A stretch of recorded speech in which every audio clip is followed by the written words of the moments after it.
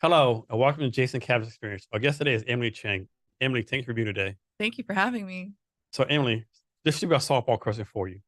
Okay. Talk about your love for backpacking. Oh gosh. Okay, that's a great one. So I didn't start backpacking until I became a travel nurse 5 years ago, and I met a travel nurse that I worked with, and I that was something I always wanted to do.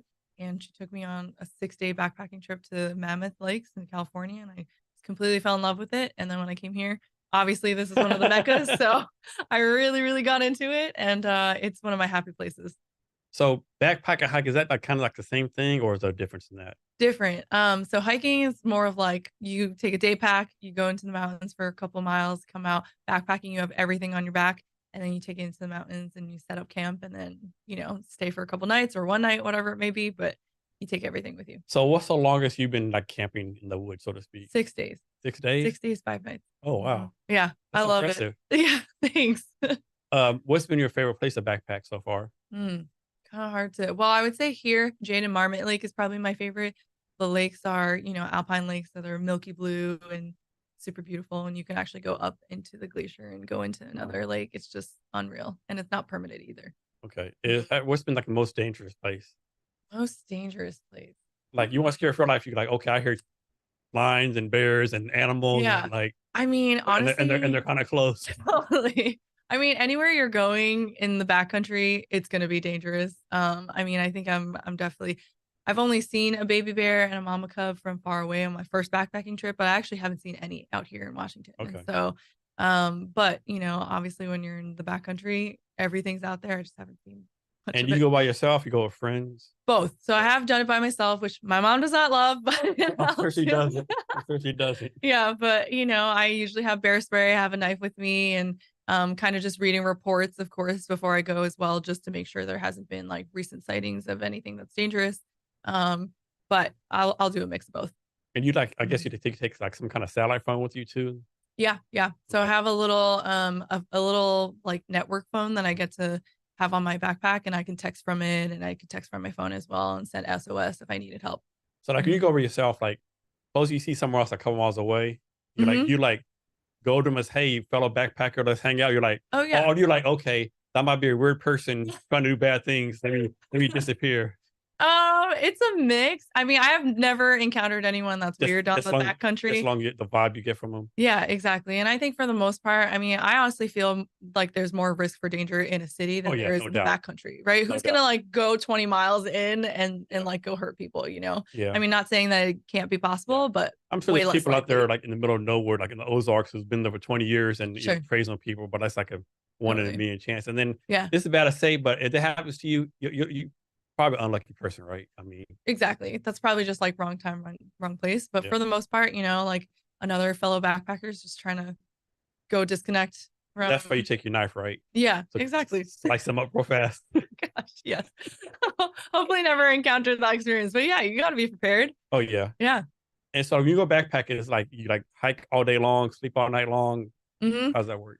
So usually, I mean, depending on how long I'm gonna hike, I mean, I've hiked anything from maybe only 5 miles a day to up to probably like 15 miles a day, to 20 miles a day, and you like hike to usually wherever you're gonna camp. So whether that's next to a lake or in the forest or whatever it may be. My favorite thing with backpacking is that you can only do one thing at a time. And living in modern society, when obviously we're always, doing 1,000 things at one time, multitasking, you can only focus on one thing at a time. So whether that's walking and hiking, or you're making dinner, or you're going for a swim, you only do one thing at a time. And monotasking is actually one of my favorite things to do that we don't get to do much anymore. But yeah, it's the best. And what do you do for food? Like, you bring your own food. You like, you do the hunter thing and slay a deer out there. And cook it up.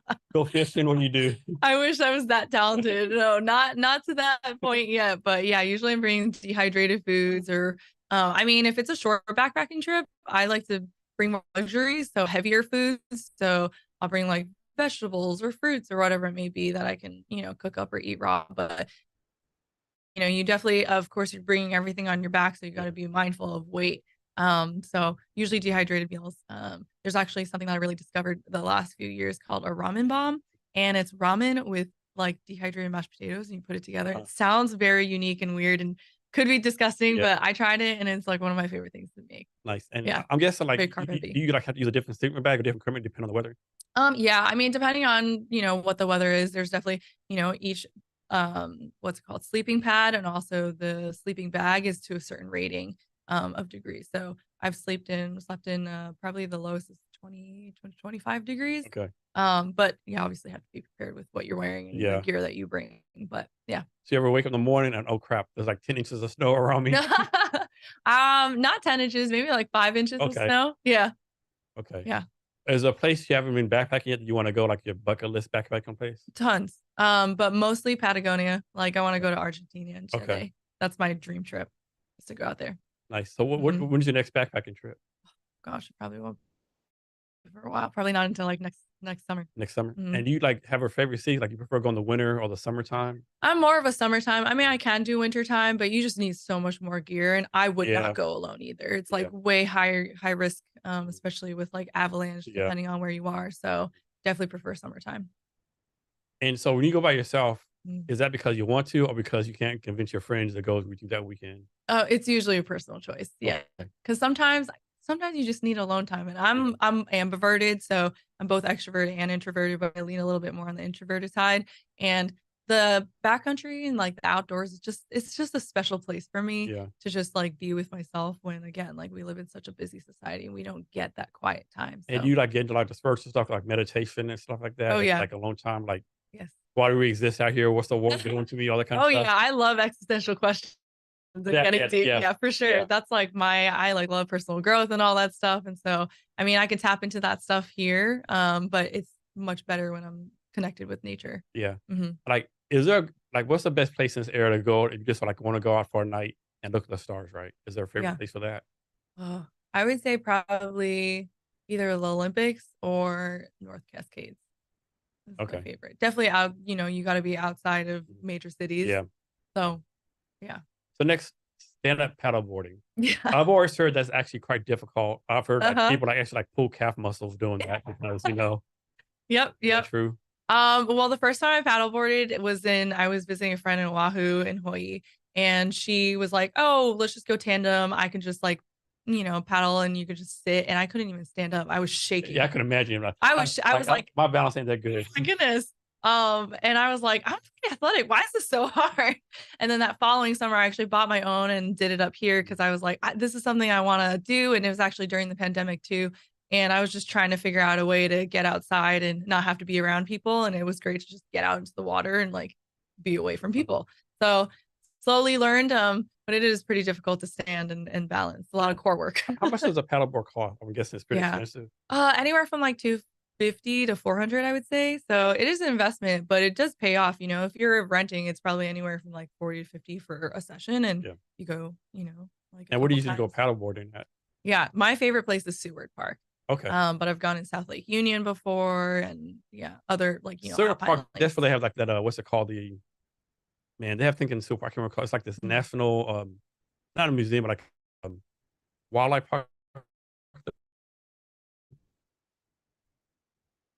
There's something No, there. there is. There's something there. Yeah, I can't There think is. what Well, society's there. Yeah. yeah. Yeah. It's beautiful because you get to see Mount Rainier.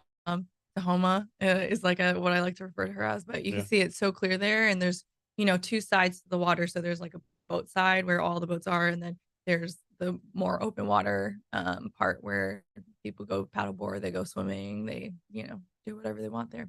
And when you do your meditation stuff, is it like you Mhm. listen to an app, you have like a pre-play list, or you just like Yeah. meditate on your own with your own mind? Totally. So I've been meditating for probably 4 to 5 years now, pretty consistently. I do it almost every single morning. But I use an app called Calm. Okay, I have that. It's my favorite. I do the daily. Well, I do two things. So I either do the daily Calm and or the daily J. But I'm actually trying to do more long term, just sitting.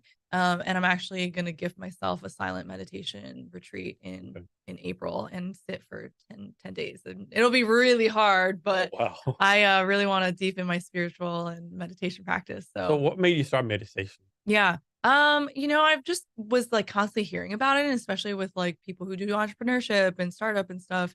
And just like people who do personal development, they were just saying how helpful meditation is to their well-being. And I was like, all right, I mean, when people keep talking about it, why is it so great? Yeah, almost like, in order to be a successful entrepreneur, you got to be a meditating person, right? Yeah, exactly. And I was like, let me just try this and just sit. And I think that's the thing with meditation, is that it's obviously not something that's concrete, that you could see, but you could feel it like physiologically, whether that's like mind, body, spirit. And I think there's something really powerful to be really connected with yourself, because how often do we just wake up, look at our phones, check our All emails? the time. Yeah. Yeah, And it just is I do that all the time. I suck at that. same. And it just is a constant practice. And I think the thing with meditation and with yoga practice too is like there's no end destination. This is just a practice every day. It's not about being perfect. Some days you'll sit, you'll be restless and thinking about your to-do list and whatever else, and you'll be pulled in 1,000 ways.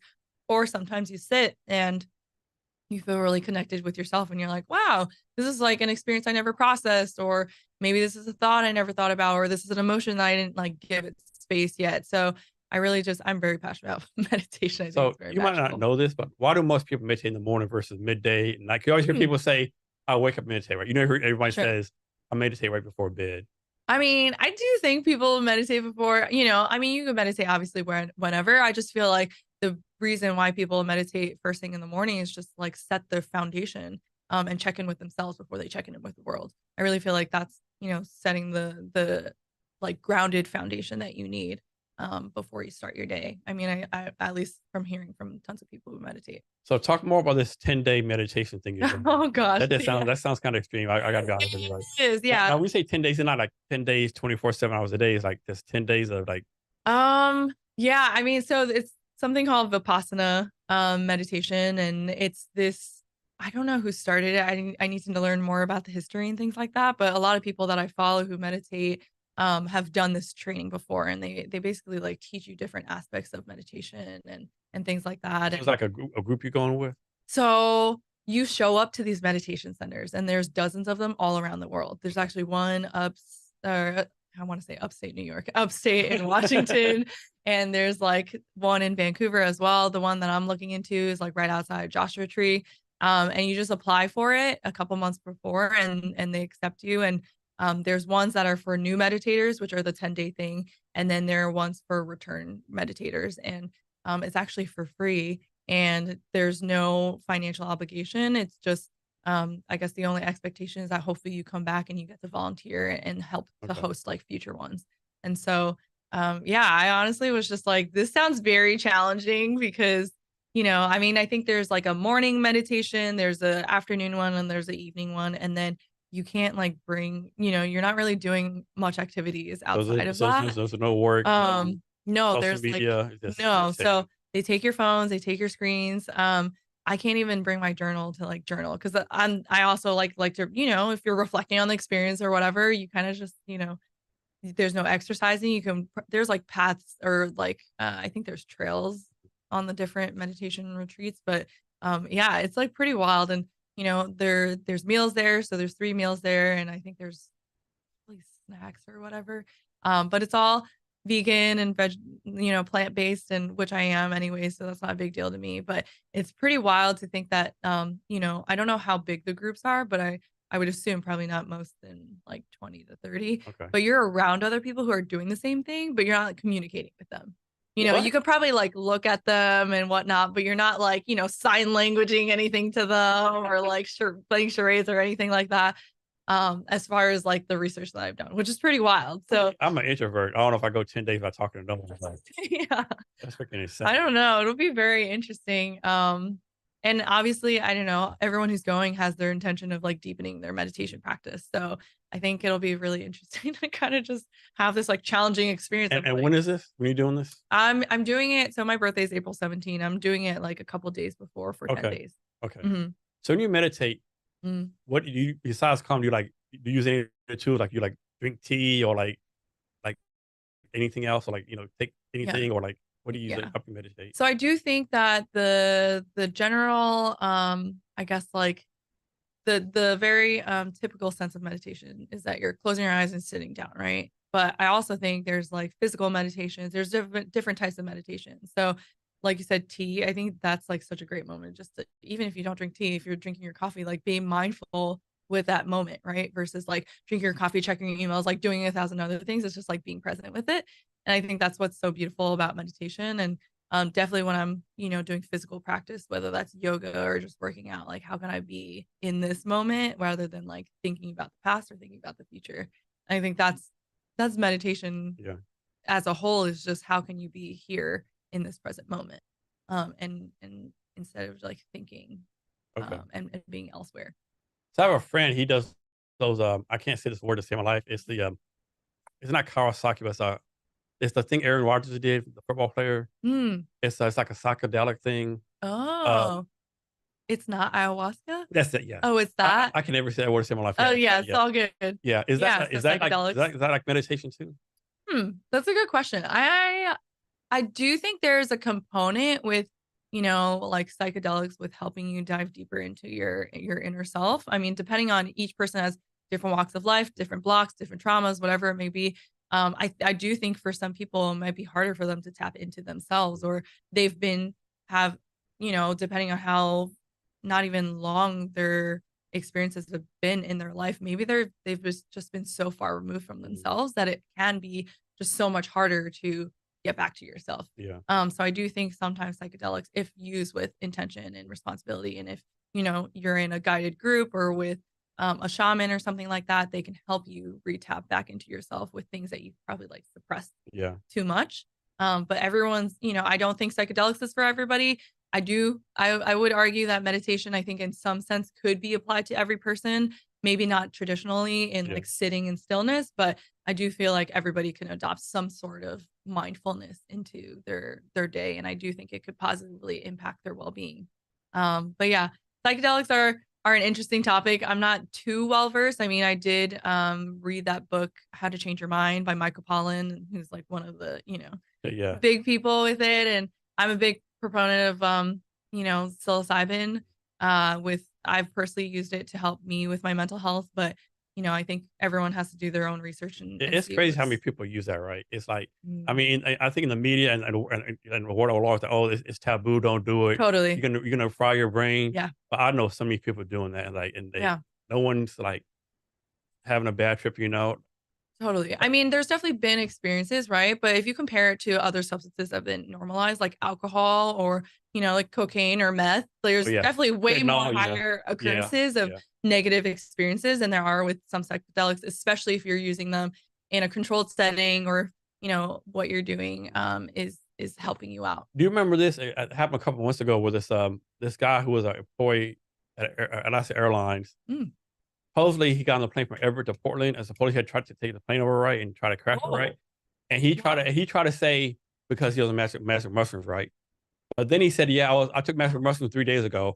And everyone who knows about, like, dude, you're a fucking liar. Yeah, that is a lie. Yeah, I mean, 3 days ago. yeah, Even if you did it right then, no one's gonna do that, right? I But was three gonna days ago, say no, yeah. So absolutely not. even of course the media like NBC News, oh my God, this is so bad. This is why blah blah blah. But everyone like knows something about like, yeah, this is bullshit. Sure, sure. Yeah, and I was just gonna say, I mean, news in general, they amplified like the negative like nuances, right? They'll never say like, oh, this is how many thousands of people microdosing mushrooms has Yeah, helped, unless yeah, it's like this breakthrough yeah, research. And I do think, it is slowly getting decriminalized. And just historically, I think now more than ever, like people are trying to see like what alternatives there are to antidepressants, yeah. anti-anxiety meds.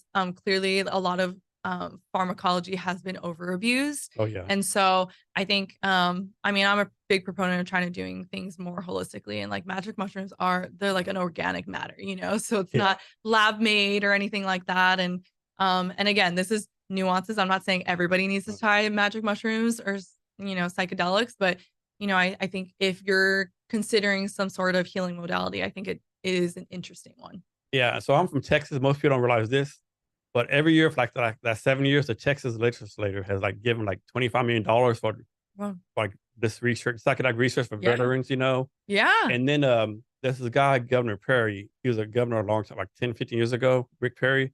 Like he puts a C in conservative, right? But Sure. he's a big proponent of psychedelics, right? Sure. And so it's like used to be like a liberal thing, and I think it's going across the table. Like everyone's like, Yeah. okay, this is like we got to look at this some more. Exactly. And I mean, I think the more like there needs to be more concrete data and Oh research, yeah, no right? doubt. To help the skeptics Yeah, figure that out. It's actually funny because like 2 years ago, the reason why I dived into magic mushrooms and things like that was because I was in pretty severe depression and generalized anxiety. And I was waking up in the middle of the night having these panic attacks. And I was like really heavily considering, like antidepressants and pharmacology to help me out with that time. And I had an ex-boyfriend that was like, maybe try like magic yeah, mushrooms and microdosing it and see how it works before you do pharmacology. And it did help. It was it wasn't like I take it one time and that's it. It was yeah. like 3 months, and I treated myself as an experiment. I actually made a spreadsheet of like how my mood beforehand, did I exercise, how was my sleep, and the dosages and things like that, because I wanted to see the trends of it, since it's still, and I did tons of research at that time. So it was kind of crazy and saying like I didn't plan this, but I think you're the fourth straight guest I had. Like we talked about psychedelics and stuff. Yeah, like the one I had last time, Euralee. She's talking about this is new master mushroom called Nurse Innovator. She's gonna try. Yes. Yep. And there's turkey trot and there's all these, yeah, there's a lot of different kinds. And I don't know too much about it, but I am like more interested in it. And me having a nursing background, there's more and more, like clinics nowadays that are helping with PTSD Yeah, and things like that using psychedelics. And there's like, not that ketamine is a psychedelic, because it's not. And that's one of the biggest like misconceptions with ketamine is that yeah, it's a psychedelic, but it is also another modality to help with yeah. PTSD and depression these days. Another thing I've seen too, with people that do this stuff, it's like people either they're like all in on mushrooms or all in the LSD, right? Sure. I don't know anyone who's like from my experience, I don't know anyone who does both of them, right? They're like, they'll Mm, try mushrooms, but I know I love LSD or like I love sure. mushrooms, right? Which is I think Sure. is kind of That is very different, yeah. interesting. Yeah, I mean, it's true. Or they are really big proponents of ayahuasca or DMT or Yeah. whatever it may be. I mean, I think in the beginning, depending on the Yeah, person, I've heard maybe. DMT is wild as fuck though. Yeah. I've only tried DMT once, Yeah, and it was a very interesting experience. It's very intense, but I think what I like about DMT is it's very short yeah, acting. It's only 15 minutes. You yeah. don't need to like That's allocate your entire my day. friend said, yeah, he has his pen with the stuff, he Yeah, takes a hit, he's done, right? With totally. all those stuff, man, you probably gotta have a schedule all day long. You gotta be Exactly. pretty much free. Yeah, and I think for me, I don't use like psilocybin as much anymore or anything like that. At that time, I was in, a different healing Yeah, phase. And I think, at least for me, it's like just part of my healing phase, like for the rest of my life yeah, of like, you try yeah. different modalities depending on where you are in your life. But I think if it's used with intention, I think it can be really So powerful. you're like this. So a little while ago, right, I took some of that stuff, right? So I looked at the calendar. So I mean, I have nothing going on tomorrow, right? It's like it's Sure. November, so I have nothing going on tomorrow, Mhm. right? Wake up the next morning, took it, and like, oh shit! I look at December 27th. That day I had like six back-to-back meetings, Oh so it God, was a very interesting day to say the least. I'm sure. Yeah, I've actually luckily never had to do anything that important Yeah. being on mushrooms. So I'm doing this meeting, my brain's moving fast. I'm Yeah. bam, bam, bam, like shit. Like, yeah. It was very interesting, right? Yeah. Yeah. Fuck. Yeah. Cool. So talk about your journaling. So when you say journaling, like just write it down with a pen and paper and stuff, like just Yep. like your thoughts or your dreams and stuff. Yeah, so I actually don't do too much of the dreams, but so I use this journal called Notes to Mindfulness, and one of my favorite creators that I follow is really into mindfulness and meditation and journaling, and she created this journal with this company called Intelligent Change, and it basically is a guided journal. So some people will do blank journals. I sometimes do, but I do more of the guided journals, and it takes you through like, hey, how are you feeling right now in the moment? What are you grateful for? 3 things that you're grateful for, 3 things that would make your day successful, and did you follow through with your morning routine? And then there's like the free text part. And sometimes I do like to journal in the morning because again, it's just another way to set your foundation. And I think even just like gratitude as a practice is so powerful. And that's probably one of the most beautiful practices that have been scientifically proven to help with your well-being. And Oprah will preach it Yeah. to the day she dies and things like that. And I think it's so easy to practice, but I think there's something really magical about putting pen to paper rather than I'll type notes on my phone and things like that. But the act of writing it down and seeing it out from your brain rather than you just saying it is really powerful. And I'm sure there's scientific studies around that. But I'll usually do it in the daytime, but I'm trying to actually build a habit where at nighttime I dump my brain so that, you know, when our brains are running 100 miles per hour, we expect to just like automatically be able to go to sleep. That's very unrealistic, right? We need to rev up in the morning and then slow down at nighttime. And many of us like watch TV or watch shows, whatever it may be at nighttime. Or check the phone. Yeah. And we expect to just automatically fall asleep. Flip the switch. Yeah, that's like a very unrealistic expectation for our minds to be going at 100 miles per hour. And so there's something called brain dumping where you'll just like write down all these random thoughts, to-do lists, whatever it may be, on a piece of paper so that your brain feels like, oh, now I don't have to use that energy to hold on to that thing that I'm thinking about anymore. It's just all on paper. Tomorrow I can check it. I can organize it tomorrow. So that's something I've actually been trying to implement as well. And how long you been doing this? Probably like close to like 4 or 5 years. Yeah. So do you ever go back like a journal for like 2021, like, and think yourself, oh shit, my mindset was all fucked up back then? Yeah. I mean, I'll definitely look back sometimes. I don't make it a practice to look back on my journals, but I have a stack in my room of journals that I've used. And, there's days I'm not like so consistent. I probably journal maybe like 3 to 4 times a week. So it's not as consistent as I would love it to be, just because it's more time consuming and I would much rather prioritize meditation. But I think what's beautiful about looking back is kind of being like, it's like a true testament timeline of how far you've come as a person. I never look back and I think like, damn, that person was, I never like bring shame or guilt to that person. I mostly am just like, wow, that was my mindset at that time. It's kind of cool to see yourself in evolution. In like this is the evidence of that growth, right? That's like pretty cool. And is this like personal stuff, business stuff, or a compilation of everything? Everything. Okay. Everything. It could be like, romantic relationships, friendships, family stuff, whatever's sitting on my heart. And sometimes I do need like a question. I listen to a lot of podcasts and sometimes they pose like a certain topic or a certain question that I'm like, yeah, I want to reflect on this, or I'm having a conversation with a friend and they bring up something that I'm like, yeah, or I'm just going through a challenging time or season in my life that I'm trying to figure out what to do. And sometimes I'm not even trying to look for an answer. I just want to like hold space for myself, essentially. And do you ever let anyone else read these journals? No, not even your mother. I mean, Best I friend? don't even know if she'd be interested in Yeah. reading it, I mean, I would probably be open to it, but I guess I would just have to, I mean, it's pretty like personal, right? So And you plan on doing this like the rest of your life? I think so. So here's a question for you. Mhm. Let's suppose you live a long life. Suppose I'm trying to live to my hundreds. suppose you live to 100, right? Yeah. And suppose you have all these journals, right? Okay. What are you gonna do with them? You gonna have in the world like, hey, someone burn all these. No one can read them. Like, Sure. what's your plan for the journals? Like, you're not here. That's a good question. I've never heard. I've never thought about it, but I'd be open. I mean, you'd be gone, so what does it matter, right? I mean, Totally. I mean, listen, I'd be very, open to whether it like has to do with business or about personal development or whatever it may be. If people are open to seeing like what my journey is like and like kind of piecing it all together, yeah. that'd be cool. Or if it went to, my kids or grandkids or whatever it may be, I'm open to it. That'd be interesting. You're gonna go. Probably your grandkids. Your kids might not care because they're your kids, but I think your grandkids, like future generation, would be like too cool. Yeah. Yeah, I'm open to it. Okay. So next, talk about traveling. Yeah. You do a lot of that. So well, I guess like to make it more specific, like travel nursing or just like traveling in general? Travel in general. Okay. So I don't travel as much as I used to travel because I was a travel nurse for 5 years.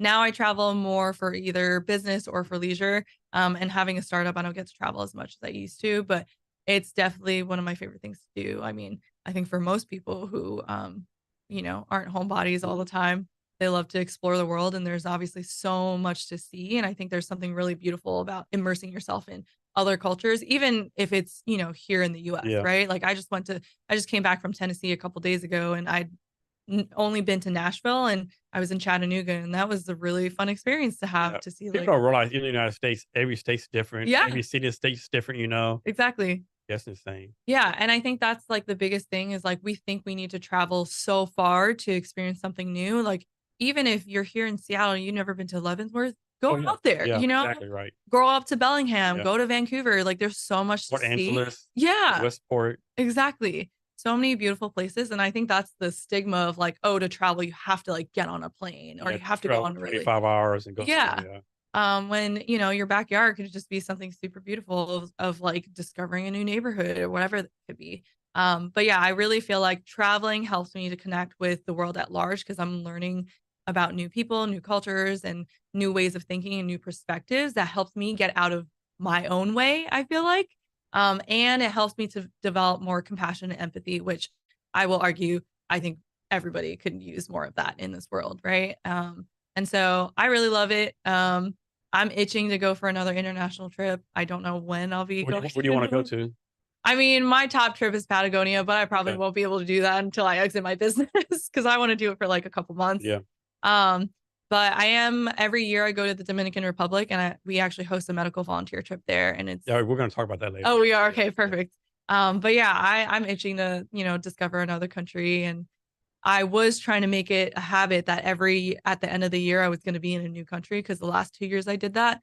But unfortunately, I won't be able to do that this year. But what's been some places you've been to, or like what are some of your favorite travel places? Oh, absolutely. So before I started travel nursing, I spent a month in Thailand, and that was the longest time that I've been in one place. And Thailand's a great country. Oh, a couple times, for sure. And I like slow travel too, right? Like I'm not a bucket list traveler where I'm like put my feet in one place and I get to check it off my list. I really want to experience. So you're not like a one and done person. You want to experience. I really want to be there and have a local experience. I'm not someone that's like, oh, only show me the touristy places. I want to know like where the locals eat, where the locals hang out. You want the street food. Yeah, absolutely. Let me get me in there. I want to feel like, I don't want the Americanized version. I don't want the Western, type version. Like, tell me like I want to eat the real foods and the real experiences. And so, that's my type of travel.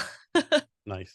Mm-hmm. So, talk about this MedVenture camp you doing in 2024 in Pennsylvania. Yeah. So MedVenture camp is really it's really a project that has been like an extension of my heart. I'm a really big component of mental health. And I feel like, especially when it comes to traveling healthcare professionals and healthcare professionals in general, I feel like it's something that hasn't been talked about a lot and still pretty stigmatized. And I think healthcare professionals, we're viewed as heroes, we're viewed as angels, and all this, stuff and putting us on a pedestal. But then we experience so much death and dying on a regular basis, like so much more than a regular average human.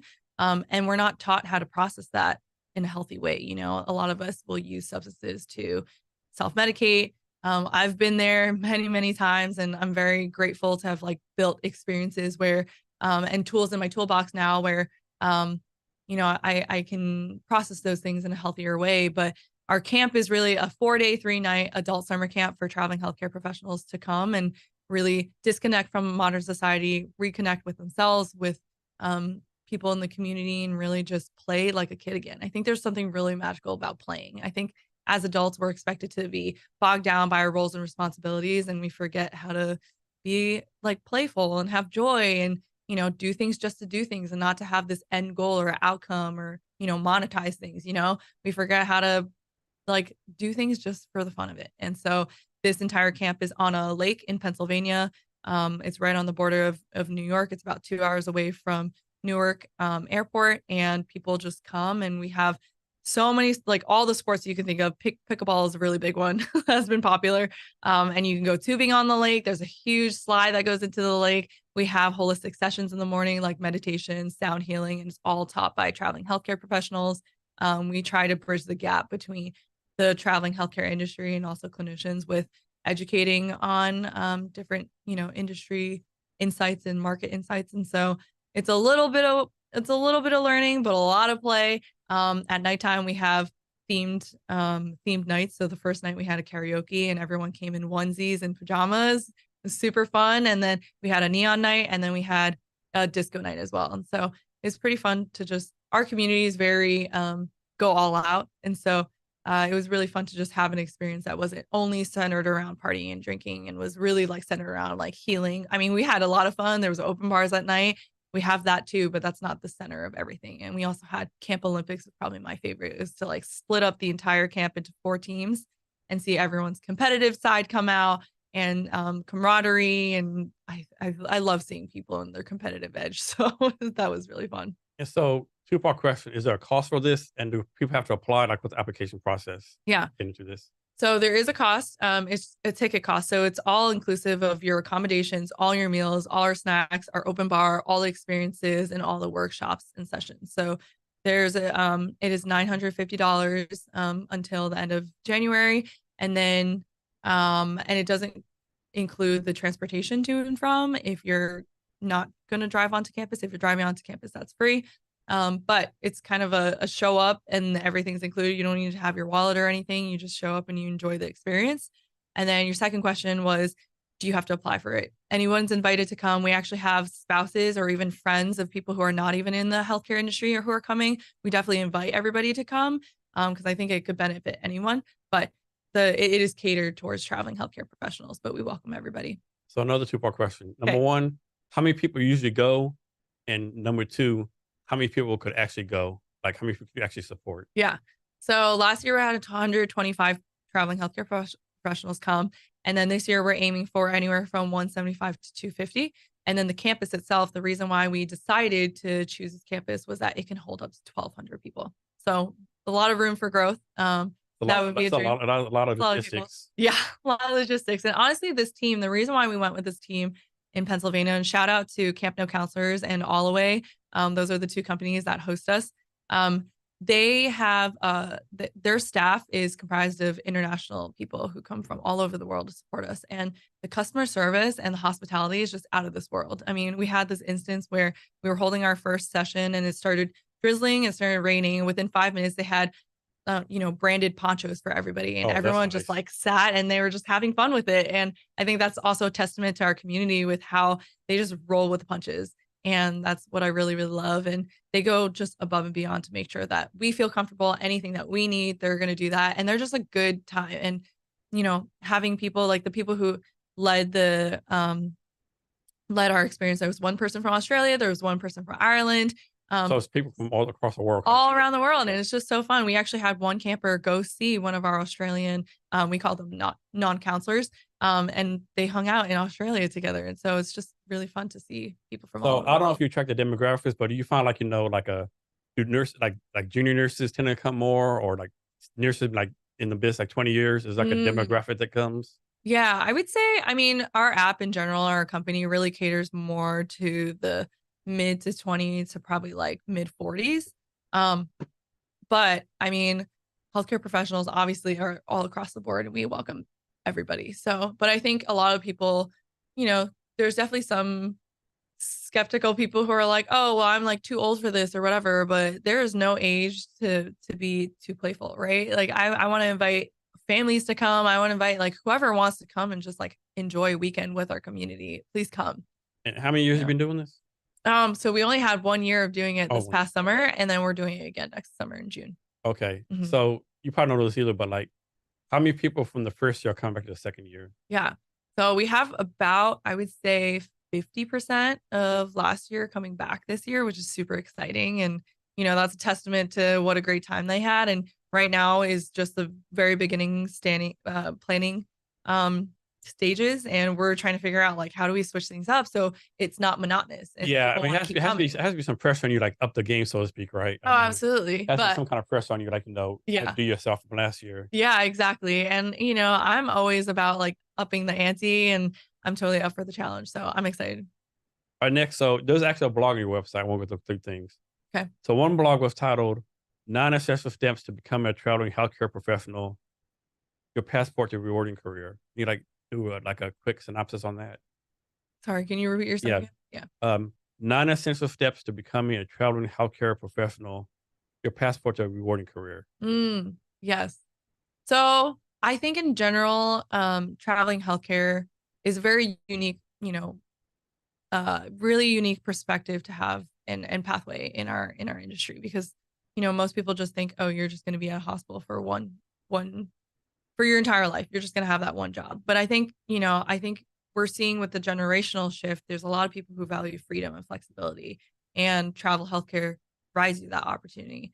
And I think one of the main ways that people don't really even think about is like you have to have your finances in check. And I think a lot of times like the sparkly thing with travel healthcare is that you can make anywhere from double to almost 3 times as much as you did in wherever home hospital you were at. I mean, especially like people in the Midwest or the South, it's such a fraction of like what you could be making on the West Coast or I mean, bi-coastal really, where the really big cities are. And I think what people don't think about a lot of times is like, how can you leverage your career? How can you leverage this pathway in life to really set yourself up for the life you want to live in the future, right? Like, whatever that may be, whether that means you only want to work half a year or you want to work the entire year, but you want to retire early, or you want to have investment properties, or whatever it may be. You want to build a side hustle, you want to get out of nursing, you want to support nurses, and healthcare professionals, whatever it may be. I think people don't realize that you can really use this pathway in life to really like shape the future that you want. So I really feel like that is first and foremost like really important to realize. But also, what are your goals in doing this? You know, are you only doing this for the monetary reasons? Are you doing this so you can live a really non-traditional lifestyle? Are you trying to have new experiences? Are you trying to meet new people? Are you trying to figure out a new home base? I think really figuring out what your intentions are with travel healthcare is like really important. And I think that's probably the first step whenever anyone asks me like, oh, I maybe want to consider this pathway. What should I do first? I think figuring out your why is pretty important. Yeah, I have a friend in Texas. She's a nurse. She retires as a nurse at the VA, Yeah. and I guess she found out about traveling nurses, and she started doing travel nurses. Like she was like, they were like, "What are you doing? You're supposed to be retired." Like, Mhm. no, I can't. So like, my kids are gone. Yeah. I'm by Why not? myself. Like, I can't turn this money down. Yeah. Yeah, that and then also, like, she has the opportunity to travel around, right? Like, there's tons of people I think the misconception with travel healthcare and travel nursing is that you have to do it when you're single and you're young, and that is just blatantly not the truth. There's tons of people who do it for the retirement to either they are retired and wanna do something because I mean, a lot of people when they stop, living their or doing their regular jobs, they don't wanna just sit around. Some people do, but some people wanna just go out and, like, explore the world, and so it's a very good way to either fund a retirement or to just do it as you're retiring when you don't need that much money and maybe you're, funneling this money into generational wealth or whatever else you want it to do. So I think I mean, obviously I'm wrong, but I think a lot of people think travel nursing started during COVID, right? But travel nursing has been way before COVID, correct?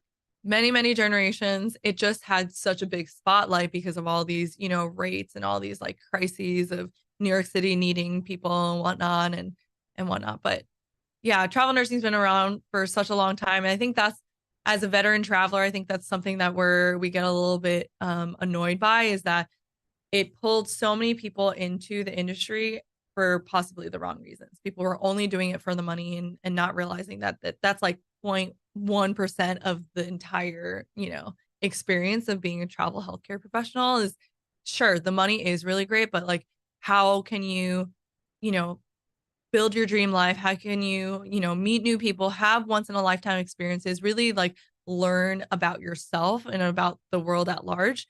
And I think people who are only doing it for the money are really missing like such a big component of it. So how is there like a website you go to and it's like, okay, these 10 hospitals, 10 different locations, you're a travel nurse, you apply to it, or like how does that process work? Yeah. So there's travel healthcare agencies, and these are the middle people between us as clinicians and also the hospital themselves or facilities, outpatient facilities. And so these staffing agencies will, or rather, let's take it back.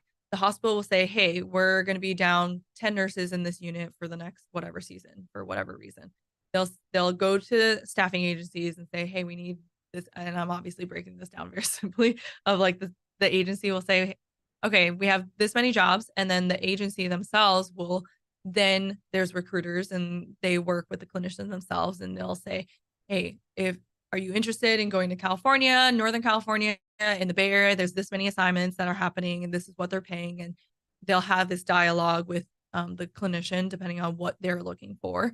And basically they're trying to be a matchmaker for like their perfect job, right? The price is right, the location is right, the shift is right, the unit is right. But honestly, there's no perfect situation. So there is usually a give or take depending on if you go to a high destination place like Oahu or Hawaii, or if you're going in the middle of America with maybe the price is really high, but maybe it's not a very desirable place. So it kind of just depends on like what your priorities are and what you're trying to accomplish with travel healthcare. But that's kind of how it works is like we can't go directly to a hospital.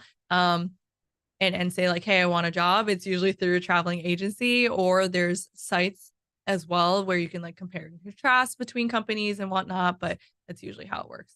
So is it responsibility of the hospital or the staffing agency to make sure this person is actually a qualified nurse? It's the job of the staffing agency. So Okay. they do all our credentialing, they do our onboarding they do drug testing and all this stuff, and seeing that you have an active license and that, there's no jurisdiction or anything against you and stuff. And so it's their job to make sure that we're a qualified candidate for the job. Do doctors travel too, or this is a nurse thing? Yeah, no. So every healthcare professional can actually travel. So Okay. doctors and nurse practitioners, physician assistants, it's actually called locum tenens. And so that's specifically for them. And then there's also, it's kind of like locum tenens, travel nursing, and then travel allied and travel therapy. So that's like x-ray techs, speech pathologists, and physical therapists, occupational therapists, like, yeah. And so when someone goes to like do the traveling thing, do they usually stay 6 months, a year, or just depends? Yeah, so it can be anywhere from, the average is 13 weeks, but with the pandemic, we saw anything from 4 weeks up to, an entire year. But the average assignment is usually 13 weeks, but it all is like pretty dependent on the facility and what their needs are. I'm guessing like people usually stay at Airbnbs or something like that, or is there actually like some kind of travel housing thing going on in different locations? Yeah, so there is, we're looking for short-term to mid-term furnished housing, which is very, niche specific.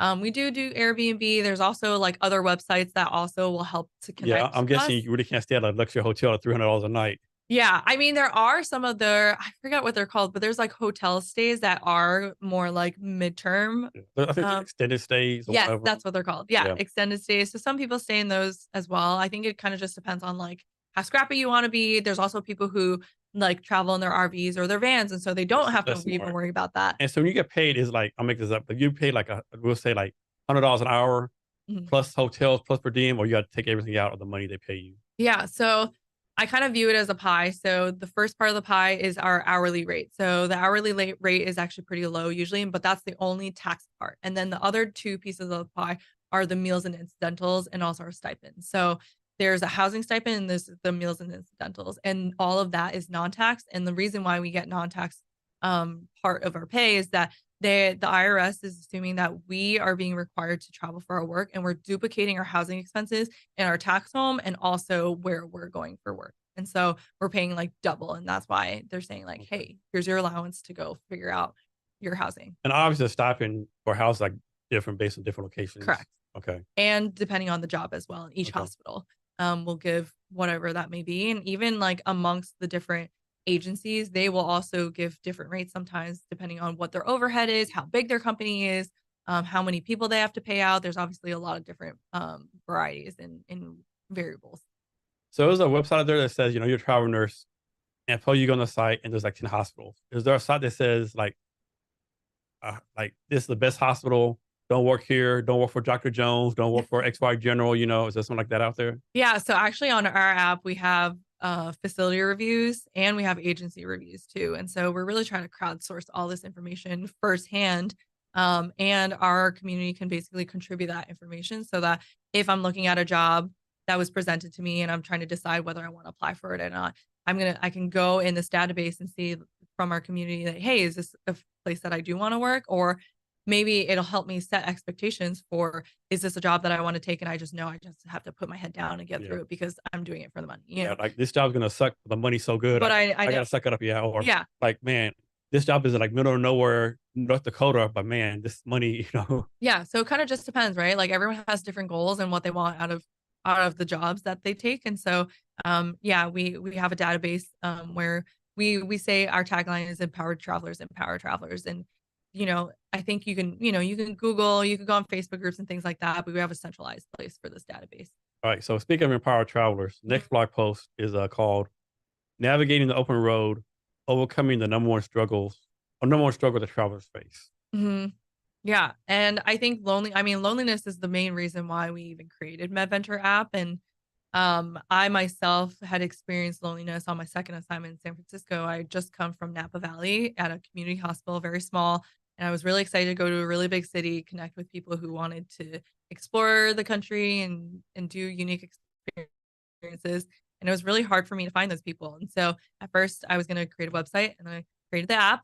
And I don't think loneliness is something that, a lot of people in general talk about, but especially in our industry, it's been normalized that, hey, yeah, we move around every few months. throughout the year. You can do it as frequently as 4 times a year, since our assignments are 13 weeks at a time. And we've normalized that experience, but we don't talk about how difficult it can be to start at a new hospital, have new coworkers, figure out a new routine. Where are you going to go to the gym? Where are you going to pick out groceries? What activities are you going to be doing? Like, all that's pretty isolating a lot of times. And our lifestyles are so unique that I think talking to someone who's been through that before really, helps you not feel so alone in this really isolating experience. And Yeah. I always thought it interesting, like you be in a crowd like 10,000 people and feel all alone, right? oh, absolutely. I mean, that can be like New York City. You walking around in New York City, you could be surrounded by people, but yeah, if you don't connect like deeply with someone, you could still feel very isolated. And I will argue, like, it could either be you're disconnected from yourself and or disconnected from other people. So I do feel like there is a lot of power to really connecting with people who understand your experiences. Yeah. Mhm. So when you get these travel jobs, you can pick your shift, or they give you the worst shift possible because you're not one of their team, so to speak. Yeah.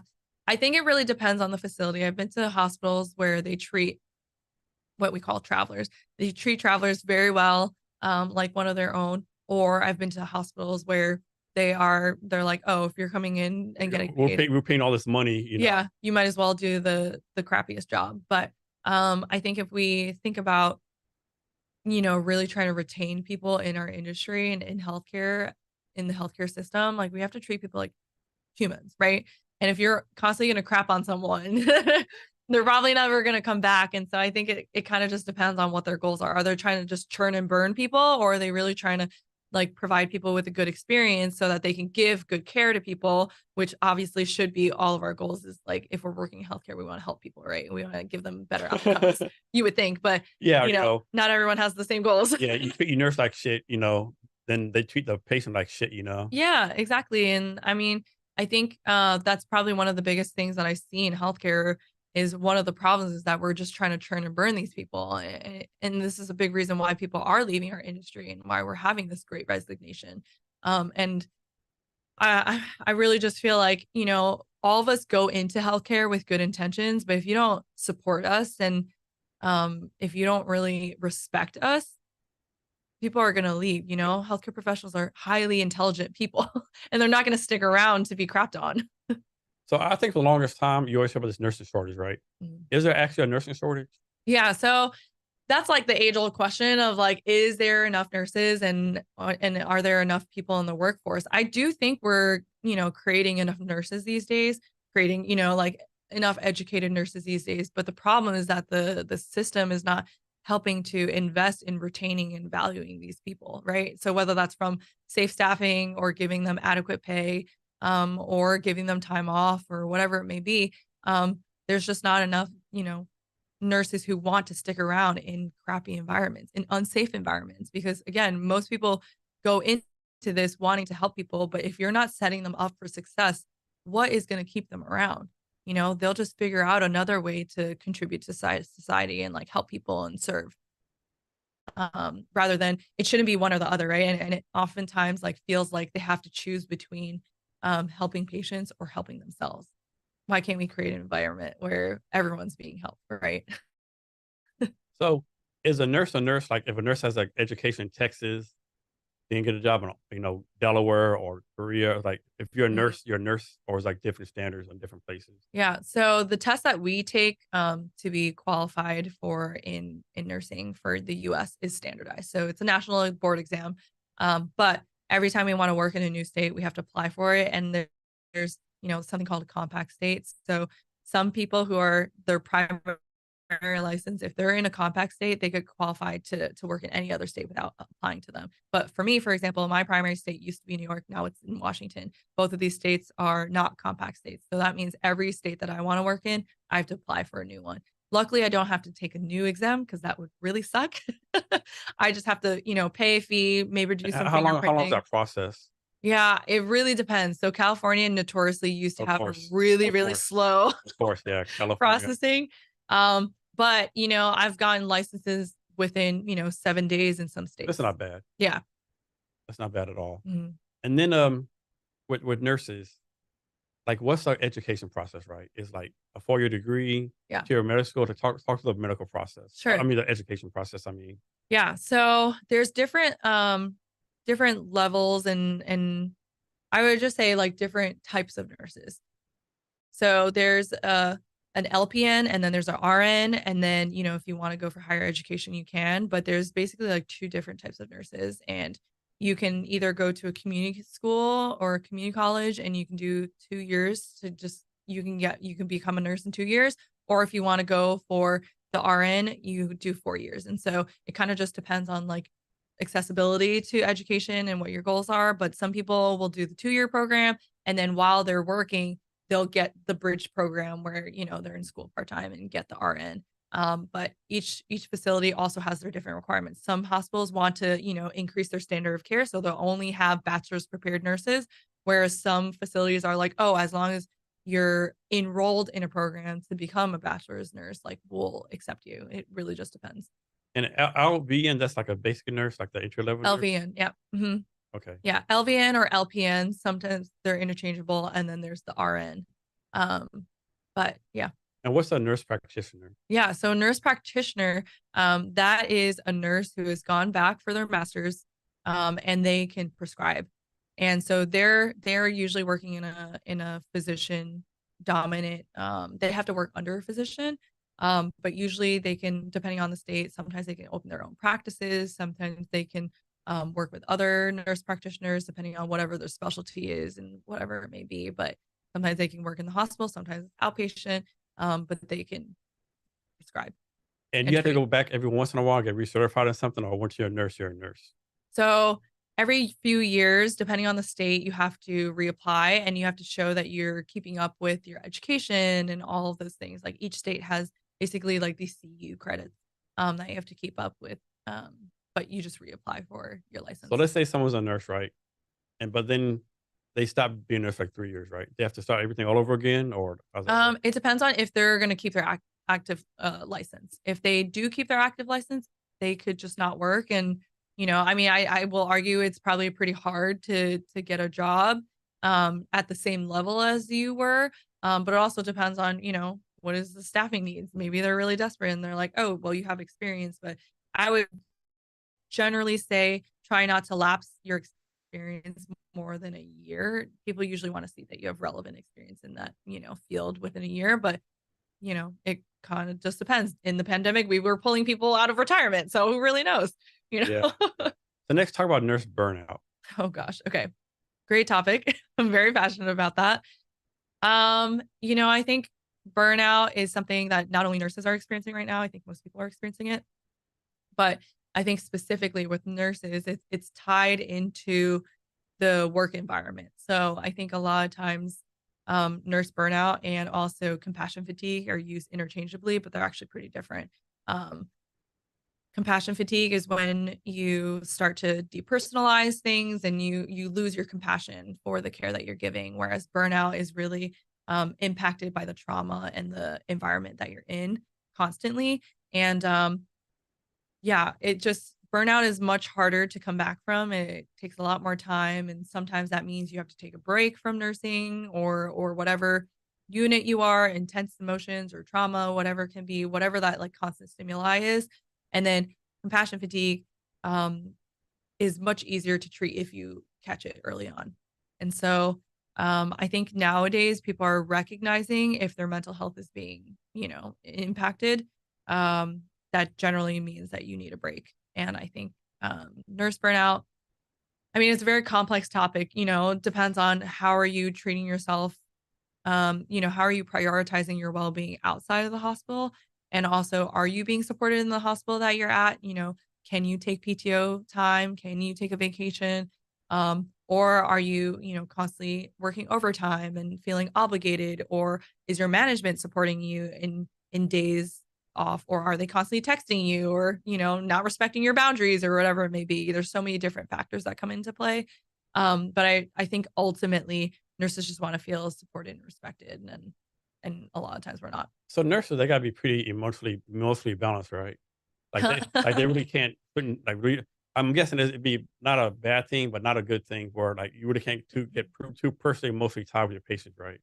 I think it just depends on the person. I think, depending on how empathetic I do think a lot of people are really empathetic and will feel their patient's emotions with them. I don't think that's a bad thing, but I think when you don't know how to process that in a healthy way and cope with it, that's when I think you are, too overly attached to your patient. But I also think being super unattached to your patient and being super jaded is also, not helpful as well. But I think it really just depends on the person and like what their goals are. Like I personally like to connect with my patient. I like to go above and beyond.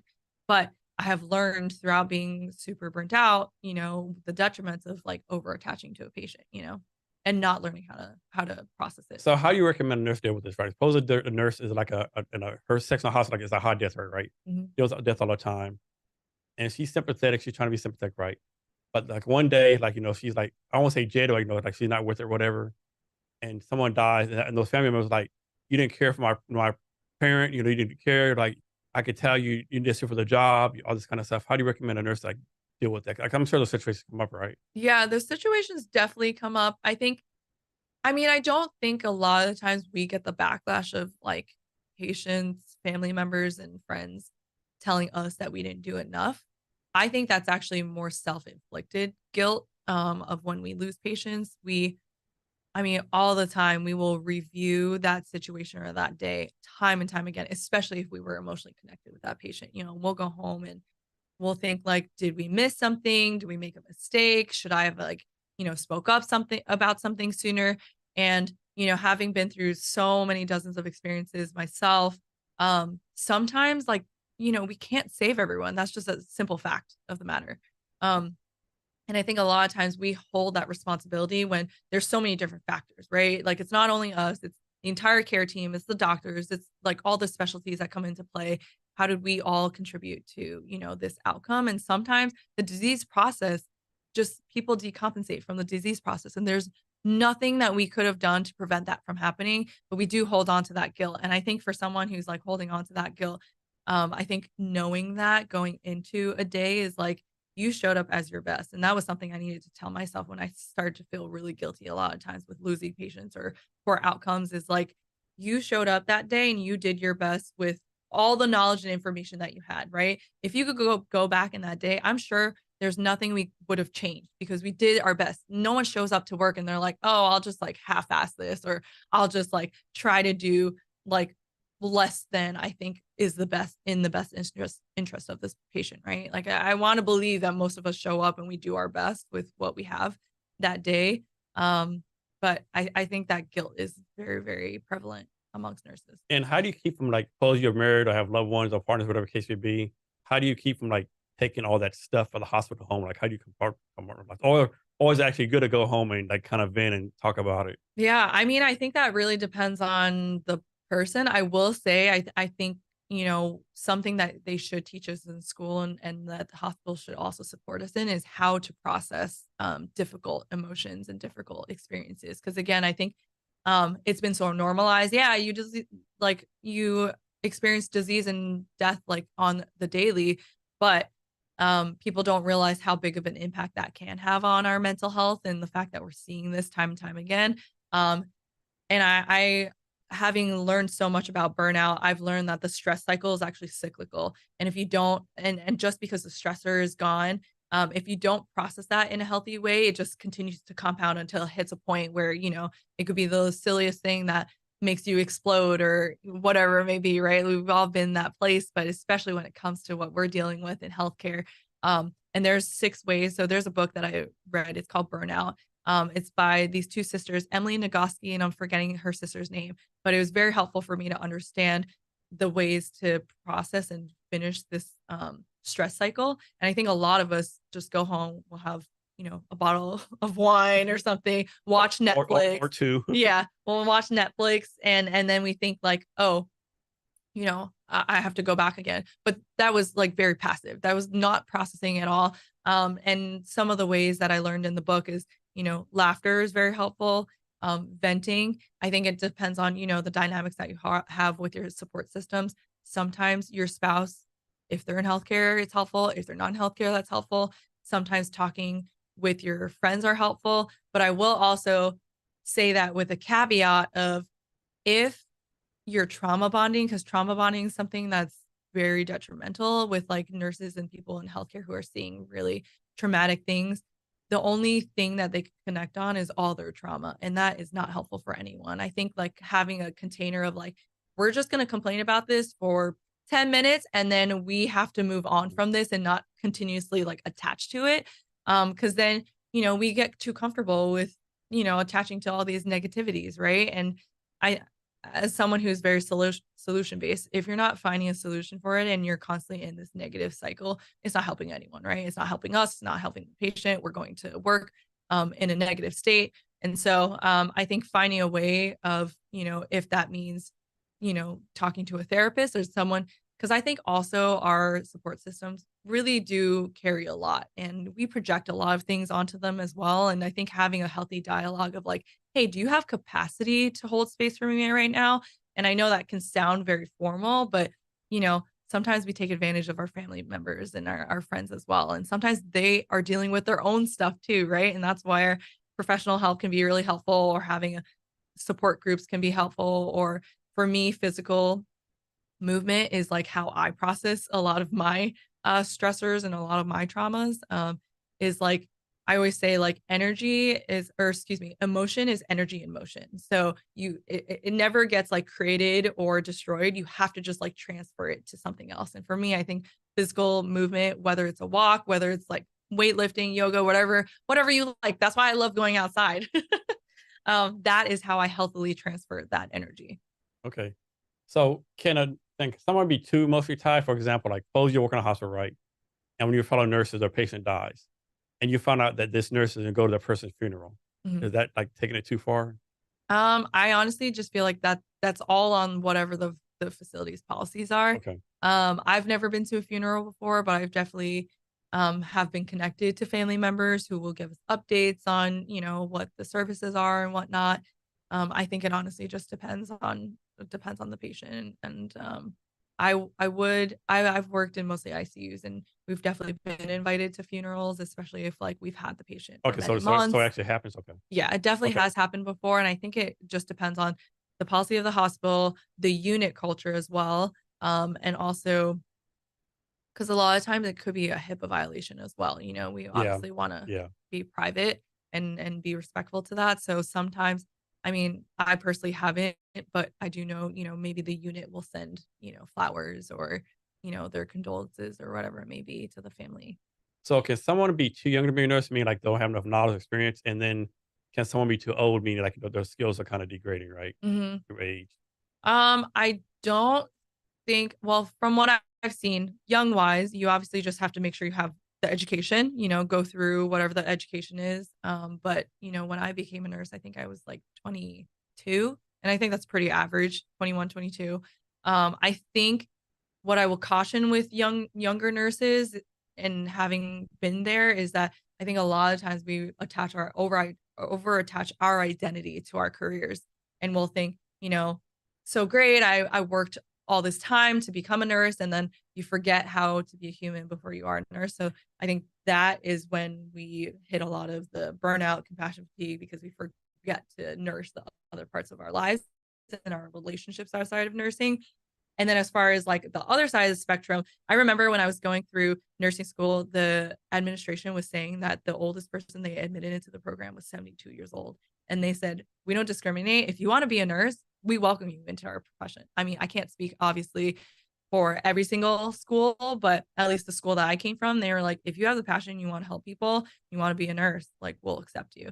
But I will say nursing is very physically taxing depending on, if you're working in a hospital. And I think that's generically where you think nurses can work, but there's obviously tons of different pathways where if you never wanted to talk to someone, you could also be a nurse and work in informatics. If you can work in so many different, you can work as a startup person, as an entrepreneur, there's so many different pathways. Yeah. So as a nurse, how do you deal with like needy patients, right? I mean, of course they're sick, whatever, but suppose the patient's like every 5 minutes clicking the button, right? Oh, Give me some water, give me totally. some ice, give me this, right? And like, how do Totally. you deal with that? Yeah, that's a really quick question. And for any nurses who are watching, we have all been there many, many times again. I think first and foremost, this is actually really funny because it actually plays into my burnout story of like the first time that I recognized that I was burnt out before the pandemic. This was probably, I was burnt out for the second time. I was on a travel assignment here in Seattle, and I had a patient who had C. diff, which is a virus that will make patients shit a lot and have like constant diarrhea. And these patients are really needy a lot of times because they need to go to the bathroom. They're really exhausted, whatever it may be. And I recognized that I was burnt out because this patient, the moment that clicked in my brain was that they were opening their yogurt and they were complaining about the flavor of yogurt. And they were just complaining about it. I was like, listen, I've been in here every 5 minutes. I have other patients I need to care for. And when I left the room, I was like, wow, I need to check myself, because if I'm complaining with the fact that they're sick in the hospital and I get to go home, I get to have the comfort of my, of my house, of being healthy and all these, of having a very, privileged state in many senses. Like, this is not how I want to show up for my patient, and vice versa. So that was first and foremost like a wake up call for me to like check myself. I always say I got to check myself before I mark myself of like, hey, this is a lot, but also on the other side, I have no problem setting boundaries and expectations with patients as well, especially in the first hour or first interaction that I have with a patient. I can generally see what the dynamic is going to be like. And I do think, depending on the personality, depending what they've been through, how long they've been in the hospital, some people want to be coddled. Some people need tough love. I tend to be more of a tough love person of like, what is your goal? Usually the goal is to get out of the hospital, right? So if your goal is to get well and get out of the hospital, and all you want to do is stay in the bed, I'm going to push you to get out of the hospital. Let's move, let's eat. You got to get nutrition. You got to do, we got to do the things that you need to do to get home. And usually my tactic is try to connect them with whatever they care about. So is it grandkids they want to go see? Is it a baseball game they want to go to? Like, whatever it may be, let me help them connect to whatever their motivator. But to do that, you got to connect with them personally too, right? Yeah, exactly. And so for me, I usually try to like connect with them on whatever personal level so that I can help them align with their goals to help me with my goals, right? And so I don't know. It really depends on the patient and whatever the expectations are, but I have no problems like giving some tough love and setting boundaries, because there's definitely been tons of patients that are like, oh, I broke my leg, I need help eating. I was like, oh, did your arms break in the meantime as well? And I think a lot of times, like, you'll see You're the difference. you're a nurse, not a personal servant. Yeah, exactly. And I think that is the biggest thing, is like, there's this, so many misconceptions of what a nurse is with like how we've been painted in media, in the news, and, what people talk about with nurses. And it's just, sure, we'll help you, but you can't, take advantage of us either. Yeah. Let's talk about family members, right? So obviously, if a family member, if someone gets hospital, they'll probably ask 1,001 questions, right? Mm-hmm. But after day 2, day 3, they're still needy. How do you deal with that? Oh gosh, so many experiences with that. I definitely think, setting expectations again. I've had to get management involved before. I've had to get administration involved, because there are inappropriate requests a lot of the times, or inappropriate, like they're trying to log in or like do something with their family member or their friend that's like inappropriate. We've had really difficult family member obligation or dynamics where maybe there's a girlfriend that like another family member doesn't know about, or whatever it may be. And there's just a lot that we deal with I think the general public does not understand and especially with withholding information, and like, who is the direct person who is involved in the care, who's in the advanced directives, legally, who can we give information to? Sure. Has it ever happened, like, like someone comes and says, hey, I'm John Smith's, wife. And you're like,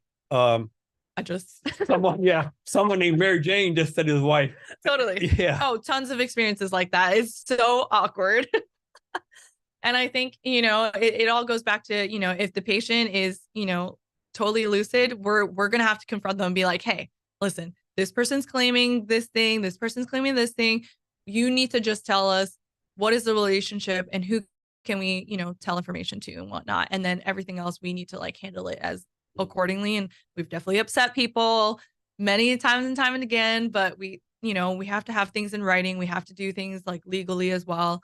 And so it puts us in a very awkward situation. That's why a lot of times we do need support, because there will be family members and friends who get angry at us, aggressive with us. We never know, I mean, this can go into like workplace violence as well. We never know if people have weapons on them as well. And we have to protect ourselves as well as our patients and the rest of the people who are in the hospital. So it definitely puts us in a lot of, awkward and also potentially dangerous situations. Talk about the importance of people having, I think it's called medical power of attorneys. Yep. Can you talk about that? Yeah, the DPOA. So a lot of times when people go into the hospital, and also anyone who's watching this, you should have an appointed person who can make decisions for you if you are not in the right state of mind to make that decision. I don't think you should wait until something happens. I'm always more proactive. During the pandemic, I had a conversation with my entire family who are all very healthy. We need to decide who is going to be our appointed direct contact if anything happens, because I think when things happen, you're heightened with emotion. And when you're in emotion, you are not thinking clearly, right? And especially if you have a big family, if you have a lot of siblings, you want to just remove all of that chaos from a chaotic situation when you're in it. And so I think, and we see this in the hospital all the time with like, oh, the ex-wife is going to be the ex-wife is going to be the decision maker, but then the wife is upset, but because yeah.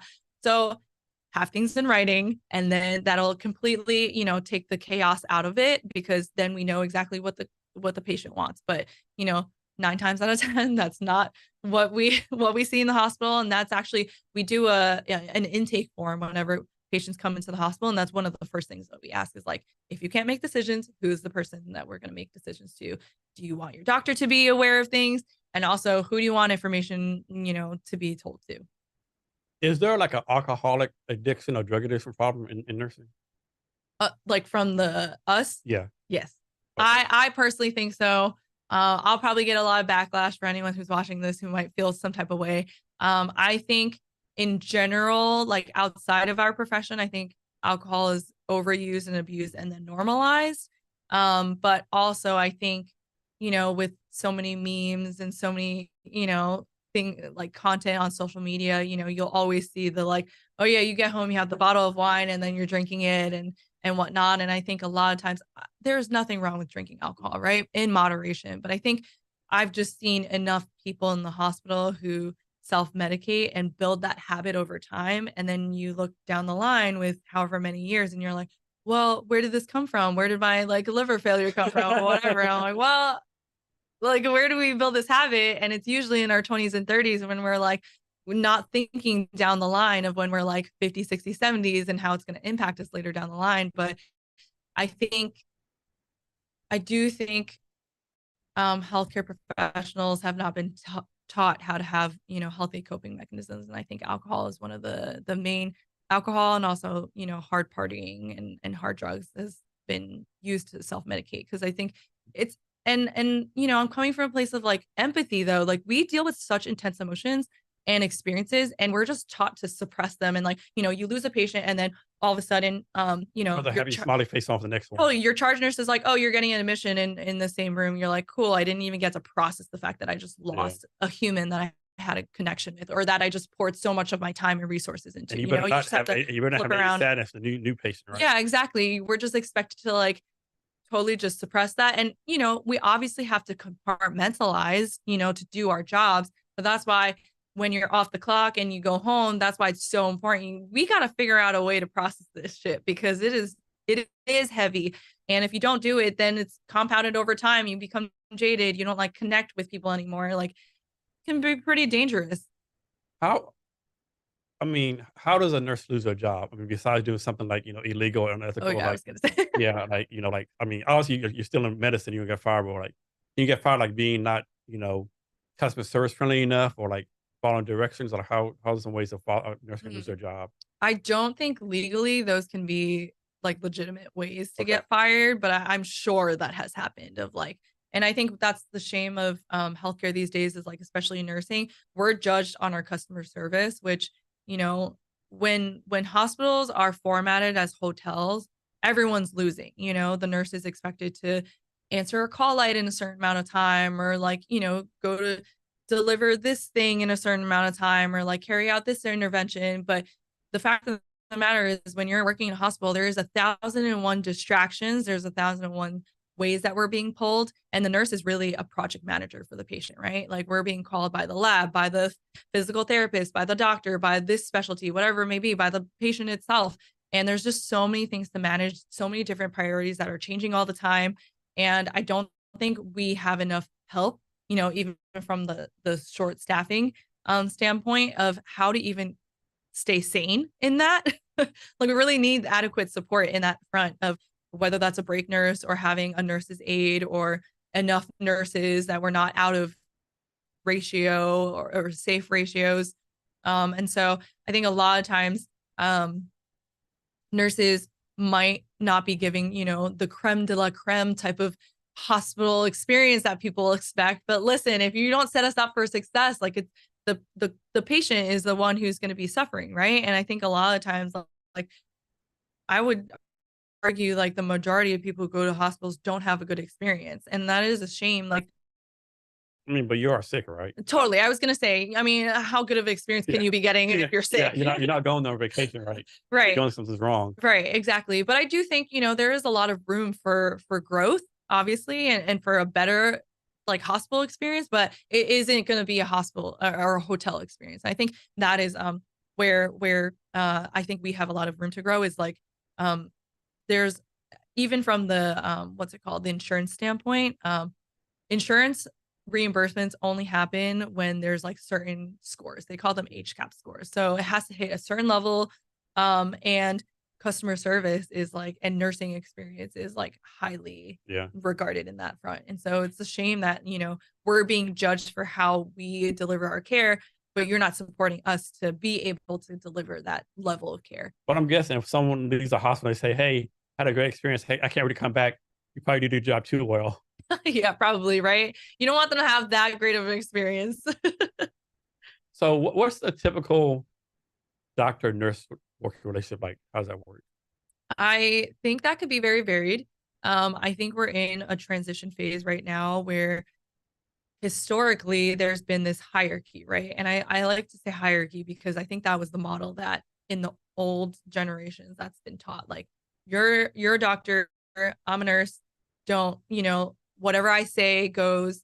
But frankly, that is just not, I mean, that doesn't fly with a lot of nurses these days because, I think nurses have a very unique perspective as far as like we're with patients 12 hours a day, right? 12 plus hours a day. We see every subtle change. We get to know them in and out on the personal level, but also from like the medical level as well. We're carrying out the interventions and we also suggest things as well based off of whatever our assessments are, right? We're constantly assessing and seeing the patients. And we get to have this very unique relationship where, doctors only come in maybe like 5 to 10 minutes, right? They chat real quick. This is what the plan is, da, da, da.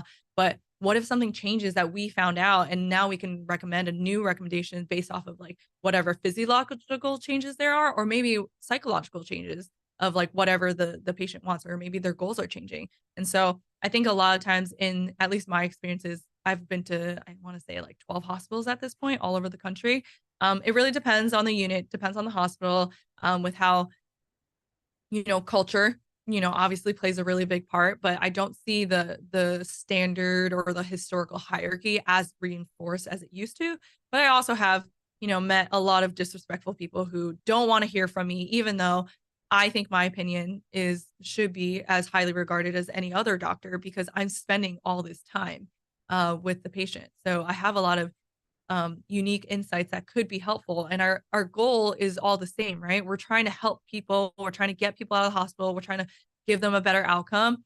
And I do think nurses have a very unique perspective that should be respected. So two-part question. Part one is like, in the best of all worlds, how many patients should a nurse be handling? Mm-hmm. And what's the real answer? How many patients do nurses really handle? Yeah. So I think it definitely depends on the specialty. So depending on if you're in the emergency room, if you're in the intensive care unit, if you're on a medical surgical regular unit, that really differs. I mean, here on the West Coast, we're pretty good with, trying to standardize what our staffing ratios are. I'll just speak on ICU since that's my bread and butter. So what would be safe is usually anywhere from 1 to 2 for a nurse, depending on how sick they are, what the acuity is. And then unsafe would be anywhere from, I mean, my friends in New York during COVID were taking care of like anywhere from like 3 to 5, 6, like super unsafe.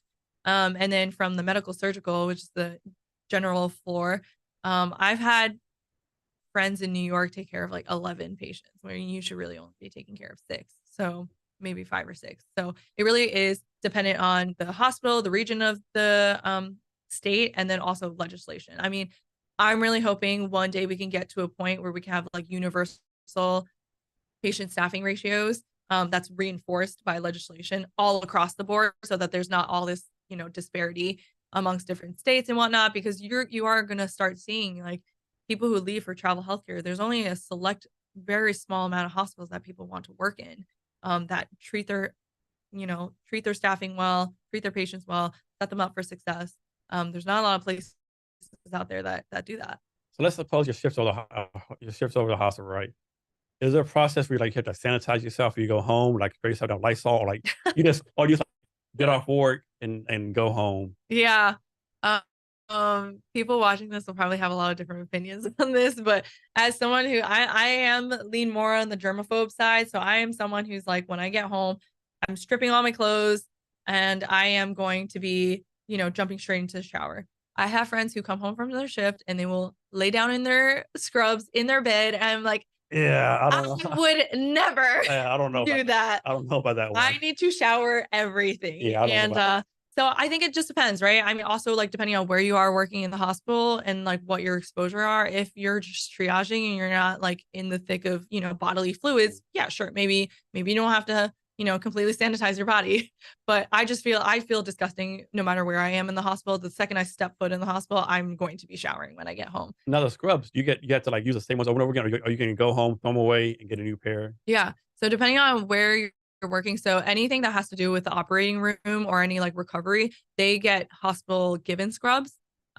Where, you know, maybe there's a machine and they get scrubs, or they get scrubs provided. For everywhere else, generally we have to provide our own scrubs. And so we walk in and I have, you know, I just throw everything in the hamper. And Okay. I used to separate scrubs with not, but nowadays I'm just like everything's together. All right. So I have a friend. She became a nurse practitioner this summer, Rosa Compton. Mhm. And so she has some questions for me to ask you, right? Okay. So first one is, why did you choose nursing? Good question. So I originally wanted to become a nurse because, you know, this sounds so generic, but I wanted to help people. And originally, when I went into college, I wanted to be a physician assistant. So I wanted to be a provider. I wanted to prescribe things. I didn't exactly know what I wanted to do yet. But then to become a physician assistant, hours under your belt to even apply for school. Spend some time with some nurses and see what they did. And I realized that I really love building relationships. I really loved talking to people and having that rapport. And I didn't just want to be like in and out of a room for five to 10 minutes. So I switched into nursing because I felt like that fit my personality a lot more. And I originally wanted to even go into healthcare because I had experienced like some personal experiences with being on the caregiver side as well. And so I swam competitively right up into college. I swam 2 years at a D1 school in New York. And my high school coach had died from a sudden heart attack. And he was like a father-like figure in my life. And then my college coach had passed away from pancreatic cancer. And those two experiences really woke me up. I started asking myself existential questions when I was in high school. I'm like, what is the purpose of life? Why are we here? And whatever else. And I think you have those questions when you have like, you know, tough experiences like that. And it really showed me, you know, a little glimmer of what it was like to be in healthcare, and like why do people get sick? And you know, I do actually nowadays, having seen what I've seen with like the sickest of the sickest, I actually really love preventative health and all of that nowadays. Like, how can we stop people from getting so sick and, you know, intervene before it almost sometimes gets too late. Learn that nursing has so many different pathways, right? Like, I'm an entrepreneur now. I would never was taught that in nursing school, but I can choose a different path without even going back to school, which I think is a really magical thing. I could work for a tech company. I could work for biomed companies. I could work for mental health, whatever it may be. There's so many different pathways, which is so magical. That's actually the next question. Next question Yeah. is, ask her how her nursing background contributed to her entrepreneurship? Perfect. I love this question. So I think a lot of times people are like, "Oh, you work in healthcare. Like, how are you in business or in startup now?" I will argue, especially from my background in ICU nursing. I used to work with open heart surgery ICU patients, and so people get open heart surgery. They come to me to recover, and like I said before, I was like a project manager, managing all the different pieces that came into play. And I think as an entrepreneur, especially as a startup entrepreneur, like you're doing marketing all the time. You're doing project management. You're doing, you're like supervising your tech team. You're figuring out content creation and all this stuff. And yeah, it's been the most humbling experience. But I do think nurses know how to stress manage. They know how to talk to people. I think building from firsthand experience it is just out of this world experience, because then you're not just speculating, oh, maybe this solution will work. You actually know that this solution will work because you've had that firsthand experience. So many transferable skills. So her next one is, what advice do you have for other nurses wanting to create an app or go into tech? Yeah. My first advice is, if you have an idea, granted, one, I think you should validate your idea. So talk to people who are sharing those pain points and make sure that's even some like a solution that they want, and see if it's even like how prevalent is this problem. And then two, I would definitely suss out the competition, see what solutions already exist. And that's okay if a solution already exists or many solutions exist, but how can you innovate and create a better solution? So on your bio, it says, Emily Cheng is I have no idea what it was, something. Potentially. What is that? Like, well, I have no idea like what it is. Really cool. So I'm probably saying that word wrong, but a multipotentialite is someone who's interested in many different things and interested, passionate, and also has skills in many different avenues. So for me, I never wanted to, fit into this one box of you're only an ICU nurse. You can only, work in that. I think, I can contribute to a lot of different sectors, whether that's mental health, in tech, in entrepreneurship. I obviously love the outdoors, so I really love environmentalism as well. I love diversity, equity, and inclusion. So I think in general, we should never put someone in a box, because that not only hinders themselves like personally, but also professionally as well. So I found this doing like a deep dive on you. Something called Brexi's Best. Your name was one of the top nurse entrepreneurs of Washington 2023. Yep. You talk about that? Yeah, sure. I mean, one, I'm always really humbled. I think in general, sometimes I'm guessing that's a big deal, right? I mean, I've never heard of Brexit before, but I guess it's a big thing. Yeah, I mean, I think so. I think in general, with the amount of traction that we've had with our app, I think a lot of people are starting to see that, what we're creating is something very unique and much needed to solve a problem that's never been solved. And I think that's been really humbling, is to identify a problem that's never been solved and directly solved. I think people, always skirt around and never really saw that loneliness within the traveling healthcare community was even a problem that was that prevalent or that important to solve. But I will argue that we are changing the well-being of clinicians and also helping to rebuild a healthier culture within the traveling healthcare industry. So what are some things, like, suppose a nurse out there becomes a travel nurse, what are some things that they get wrong about being a travel nurse? Like, of course, it's probably don't expect Like to a be myth? yeah, like they probably don't expect to be lonely or whatever. What's some myths of stuff that, they're not anticipating? Yeah. I definitely think people don't anticipate how lonely you will be.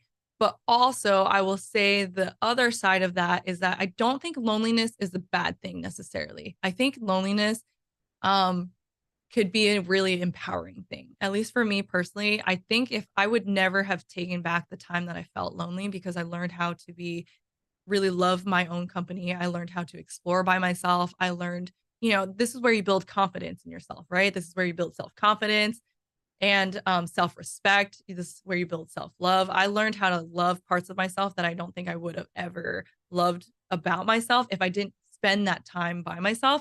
And I think I actually learned this recently from one of my favorite books by Jay Shetty. It was in the romantic sense, but loneliness is something that I think society, we're like, oh my God, you don't want to be alone. It's like one of the worst things you could ever do or like experience.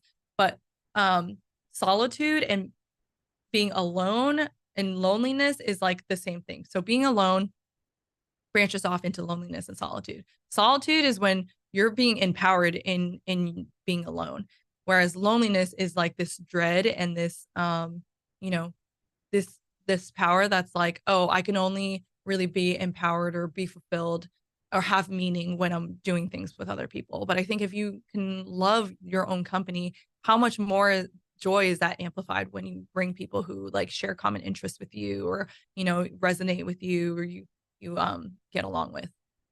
And so you're also a board certified holistic nurse coach? No, I'm not. Not? Okay. I got it wrong. No worries. All right. Um, so next. So are you building this app yourself or someone's building it for you? Yeah, I wish I can say that I am talented enough to code, but I'm not. We have outsourced offshore for all our development. We've had 2 teams so far, and they've been in India. And yeah, they've been great, but I'm hoping in the next year or so we can start bringing more in-house talent.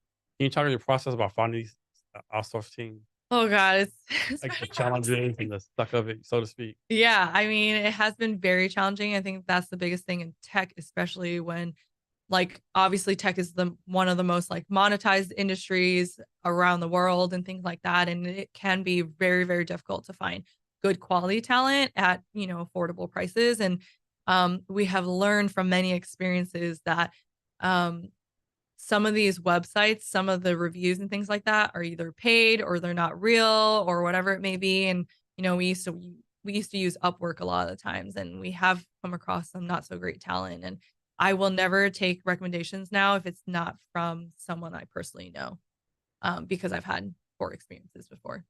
So how do y'all manage these teams in India? Yeah. Well, definitely time zones really suck. So I'm either up really early or late at night communicating with them. Luckily, I work with project manager and the CTO of this company. And so just communicating with them about, this is something that we're trying to build in. This is the glitch we're trying to fix, or this is, new policies that are being rolled out, and like, how are we going to manage those things? And so, yeah, we use Skype in particular. And why did you pick this particular team? That just impressed you, or they had like the quality of work or something? Like what made you go with them? Yeah, I would say quality of work and affordability is probably the 2 top things. And then it was recommended by someone I did an accelerated with. Okay. Mhm. And so what does your app actually do?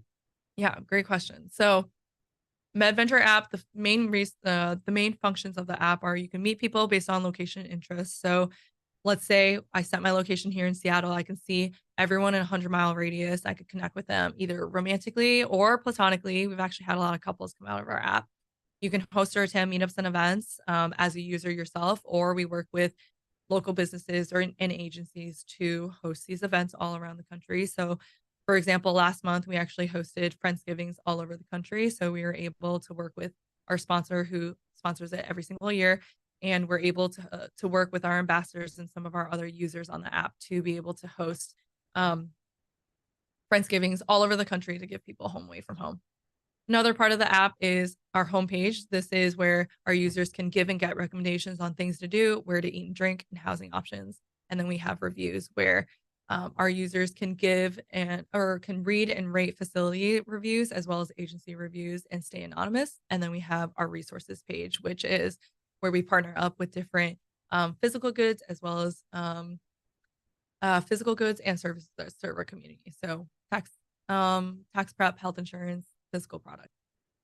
And talk about the process. I think it's called customer discovery. Like how did you Mhm. validate that people actually was going to pay money for this? Yeah. So our users actually don't pay money for it.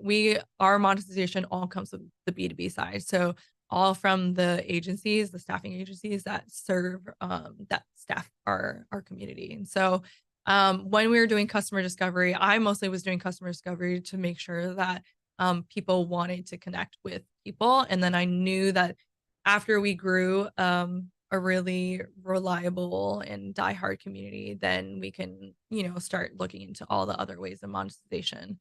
But yeah, monetization was actually not my first and foremost goal for this business, but I'm a strong believer that if you provide massive value, you'll be able to monetize anything. So when you first started, how do you convince these nurses to get on your app right? I mean, like, there was just nothing like it around it besides Instagram or Facebook groups. And so people are like, oh my gosh, there's an app where I can find someone like me. That's so awesome. And I think what's been really cool is that our growth, we have almost 20,500 users. It's all been mostly word of mouth, social media, and our amazing ambassador team of almost 60 people who go around and, they're starting at different hospitals all throughout the year, and they're able to help us spread the word at orientation and when they meet other traveling healthcare professionals, of just like getting them on the app. And I honestly feel like we're filling this need that no one has ever addressed, of helping people tap into a community no matter where they are around the country. And do you do like any advertising like in nursing school? We actually don't do nursing schools. I've spoken at my nursing school twice. But that would be a great way to, find people who want to go into travel healthcare. I think the thing with nursing is like you need at least 2 years of experience before you go into it. Okay. So I would love to advertise at hospitals, but hospitals probably don't want to lose their nurses to travel nursing. Yeah, probably not. And you have a co-founder, right? I do have a co-founder. Yep, And Ryan Cogdill. and how long have you known him? I've known him since September of 2019. Okay. In person. We were Instagram friends before we became business partners, and then we met at this conference in September of 2019, and November was when we decided to be business partners. And this was your idea, right? Mhm. So how do you convince him to join you? He was one of the first people that I had a customer discovery call with, and I knew he had tons of experience in the travel community, and so I was like, I feel like he would have really good insights, whether this is something that he would use or our community would use. And so, yeah. So talk about, I think a lot of startups fail because the co-founders like get mad at each other and whatever the case may be. How have y'all kept such a good relationship so far? I definitely think communication is like in any And relationship. is he here the in most- Seattle also? No, he's in San Diego. Okay. Yeah. I really think, the most like unsexy thing in the success of any type of relationship is communication, right? And I think like communication is this lifelong skill that we're constantly learning how to do better at if you want successful relationships. And I really feel like that's something that I'm really proud of us for really dedicating towards and working on, especially in like conflict.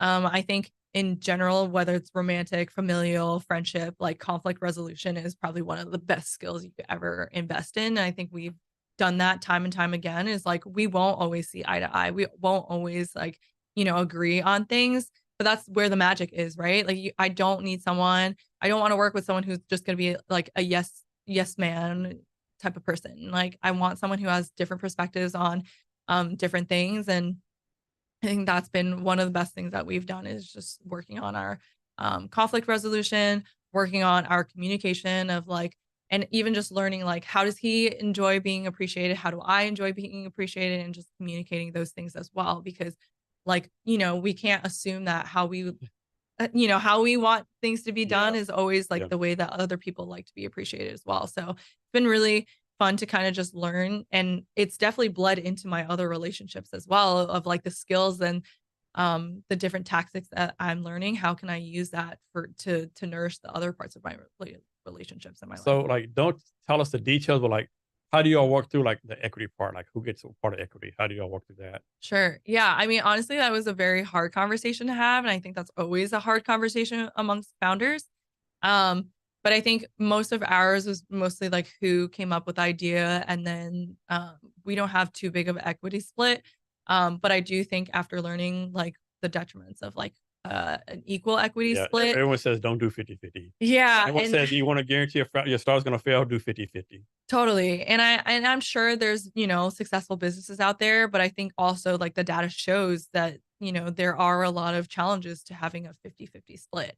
And after learning that, we were like, let's have like a legitimate conversation about this. And, after learning what we've learned, there's, a lot of pros to having not a 50-50 split. And how long y'all been doing this? For 4 years. 4 years. Okay. Mhm. So here's something for you. Like, Sure. when you first started, what's something you like really struggle with, like really kick your butt? But now you're like, man, how do I struggle with that? That's the simplest thing easy Oh, ever. that's a good question. I would say, I mean, honestly, I think in the beginning, everything just felt like a scramble, like very not organized. And I think like I tend to be in my work a very type A person, very strategic. And I think learning in entrepreneurship, like you can have the ideas and you can have the motivation, but if you don't have strategies and systems in place, like you'll never be able to handle the chaos. And I think that's probably the biggest lesson that I've learned in all of this is like you can have all of that, but without strategies and systems in place, like you will fail. And so I think in the beginning we really struggled with setting up the systems and sticking by them, but it really has helped us with like the day-to-day challenges to the smallest challenges. The biggest challenges is like, yeah, this is how we would handle this situation and challenge. And are you a co-founder doing this full time, or you say like working real jobs, so to speak? Yeah. So, I mean, I say that I am a full-time founder, but I am still working a job as well. Okay, Mhm. all right. Yeah. Um, so next, how do you deal with what I call the unsexy part of being an entrepreneur, like the taxes, the bookkeeping, all the stuff nobody wants to do, right? Oh my God. But you don't have enough Totally. money to hire someone yet, right? How do you handle that? Yeah. So luckily we have hired a bookkeeper and she's very affordable and she's a great communicator and very on top of her stuff. And I think that was one of the best investments that we've done.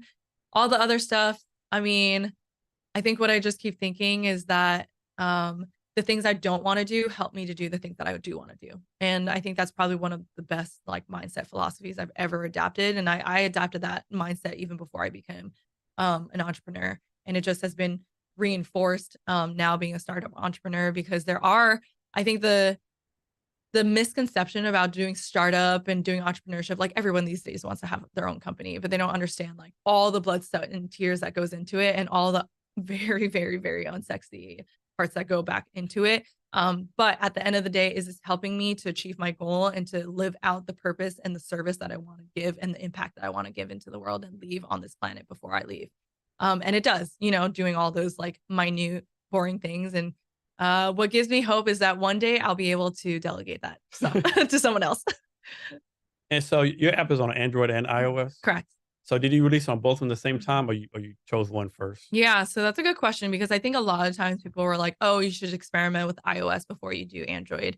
And I was very opposed to that because I didn't want to ostracize anyone in our community. So we did release both at the same time. However, on our second 2.0 version, we did actually change the language so that we can just write one code that works for both iOS and Android. And that was probably the best suggestion that I got from someone who consults for us. Yeah. Mhm. Remember that app? It was real popular in COVID called Clubhouse. Yeah. Oh, yeah. I remember.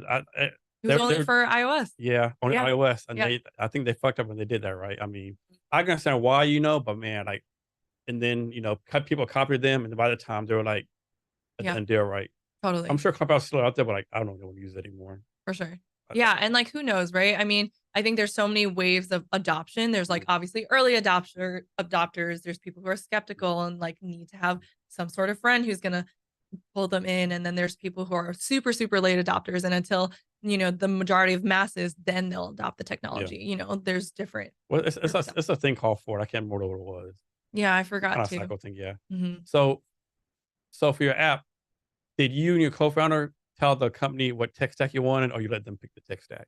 They picked the tech stack, which, now knowing what I know, I would have obviously chosen the tech stack. But then the second version that we did, we chose the tech stack because we knew we wanted to. And make how it did you onto go about one. doing that? With choosing the tech stack, we have someone who consults us, Okay. or helps us consult, for the tech, since, we both come from a nursing background and, we can only do so much research, but having someone who's been through what we've been through is helpful. So thinking to the future, right? Suppose, you got a lot of funding. And of course, I'm guessing right now, the app's kind of basic, right? But in your mind, like, fantasizing, what do you want the app to do? Yeah.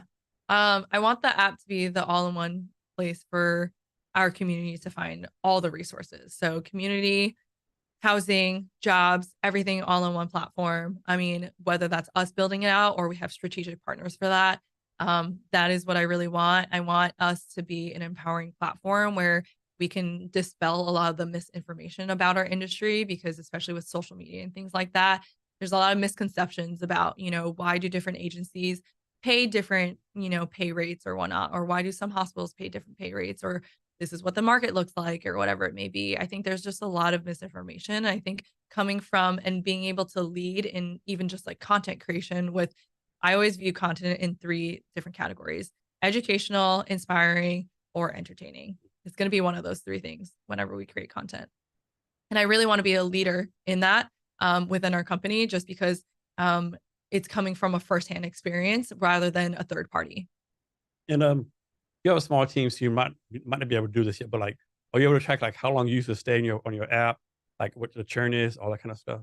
Yeah, we definitely do study, the different, like how many minutes people stay on. And then obviously like the monthly active users, weekly active users, all that. I would say like, so our monthly active users right now are about 20%.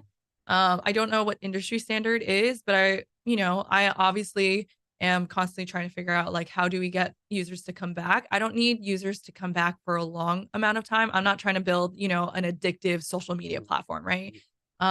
That's just not part of our business model or our goal. But how do I create so much value that they want to come back and there's, resources that they can use? Or maybe it's going to be like group messages that they're going to come back and use the technology for, or we collaborate to, have agencies provide some sort of, value on our app as well. There's a lot of different, avenues that I'm thinking about right And now. what tool do you use to track all this? We just use Google Analytics Okay, right now. Yeah. and so like, here's a question for you, right? So Good Analytics, they came out with the new version, right? How were you able to learn the new version? Because it seemed like the new version are kicking a lot of people's ass, right? Mm-hmm. In what aspect? And it's just like this, like it's like old Google Analytics was kind of easy to use, kind of simple. It's like Mm-hmm. the new ones are kind of hard. Like you just something y'all just taught yourself to do, or do you take a lesson or a class or something? You just like figured it out. Yeah, what's really funny is like looking back in the very, very early days, we were like drawing our wireframes like on a piece of paper, like literally printing out like this is the phone and this is this button. We like studied tons of apps and things like that. And obviously there's technology that helps you do that and websites and stuff these days. But um, I think that's probably, one of our downsides is like we don't do UX UI. And obviously there's so much that goes into the user experience and obviously user experience is gonna So important. so important. Yes, so And important. so I think, as we continue to build like new features and things like that, we obviously have to be like 10, 20 steps ahead to figure out like how everything's gonna come into play. And I think that's one thing also like our users never realize is like how much goes into the tech of like I can never look at technology now the same way because I'm like over analyzing like every single button, every Yeah, single workflow. exactly. Yeah, And like just the fact that everything is so much more complex yeah, than the end user. yeah. Like you see, like a web page, right? People don't realize it's probably like 10,000 lines of code for one web page, Totally. or yeah, it's a challenge, right? Yeah.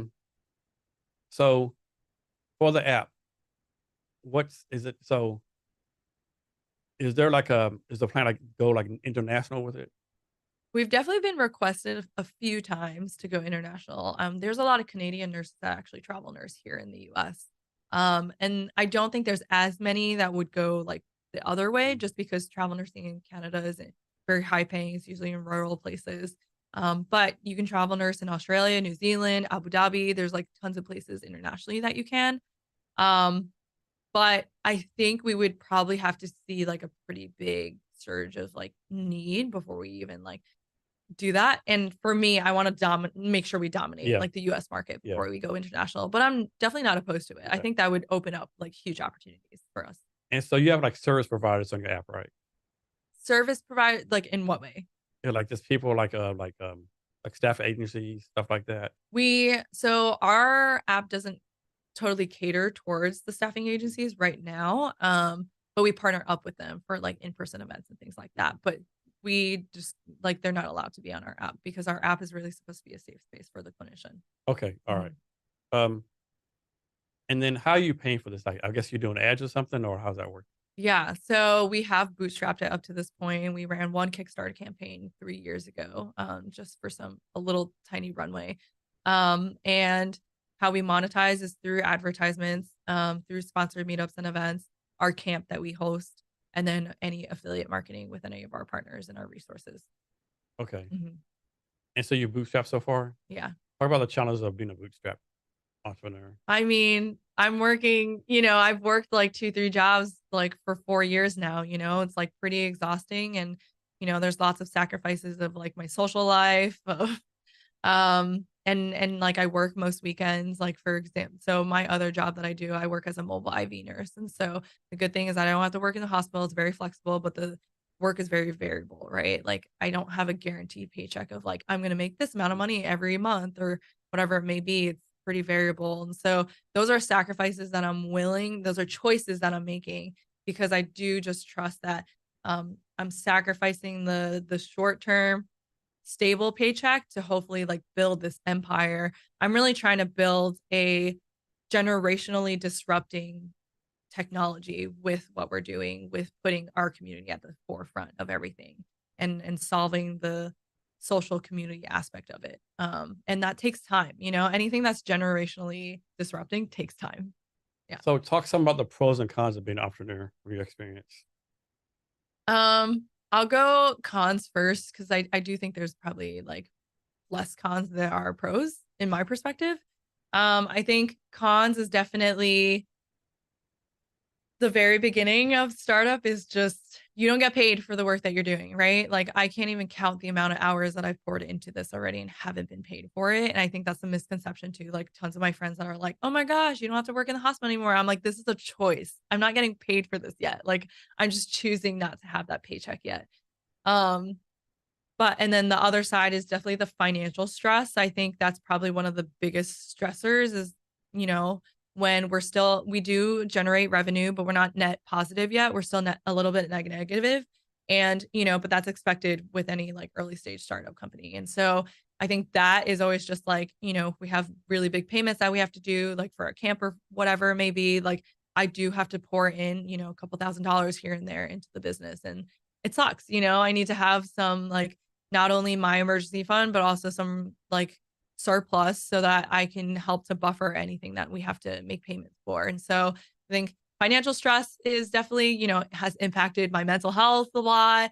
I've lost many nights of sleep, but I think going into the positive sides now, I have really developed like my personal development, like out of this world. Like I've grown so much as a person, and it's really helped me to become more risk tolerant, which now at this point, I'm like, yeah, I have a lot of fears and doubts, but I've been able to do such hard and challenging things. Like, what next could I do? It like gives you a sense of confidence and self-respect that's like unmatched.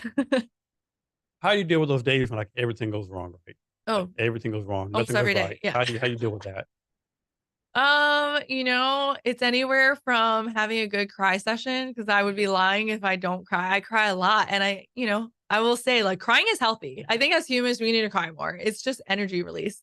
So whether that's like crying and just having like a really good moment of like, I just really need to release this energy and then pick myself up and go.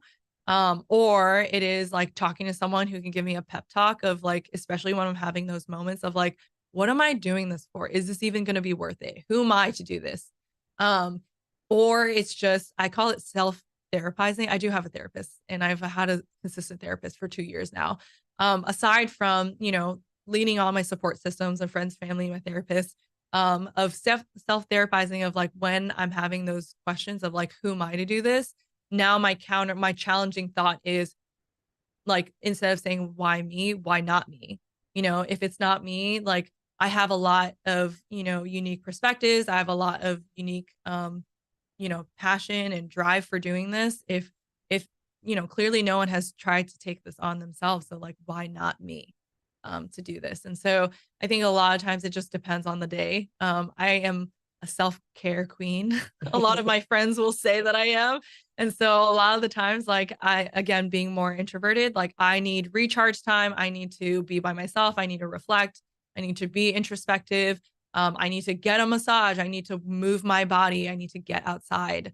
I need to go on a backpacking trip or a one-nighter or a hike or whatever it may be. Like, I'm constantly learning how to not reach burnout and to, build those things in so that I can continue to work sustainably. That's a So, constant lesson. so speaking about burnout, we talking about nurse burnout. Like, and we talk about you already talk about some for your self care, but like, how do you recognize you're approaching entrepreneur burnout?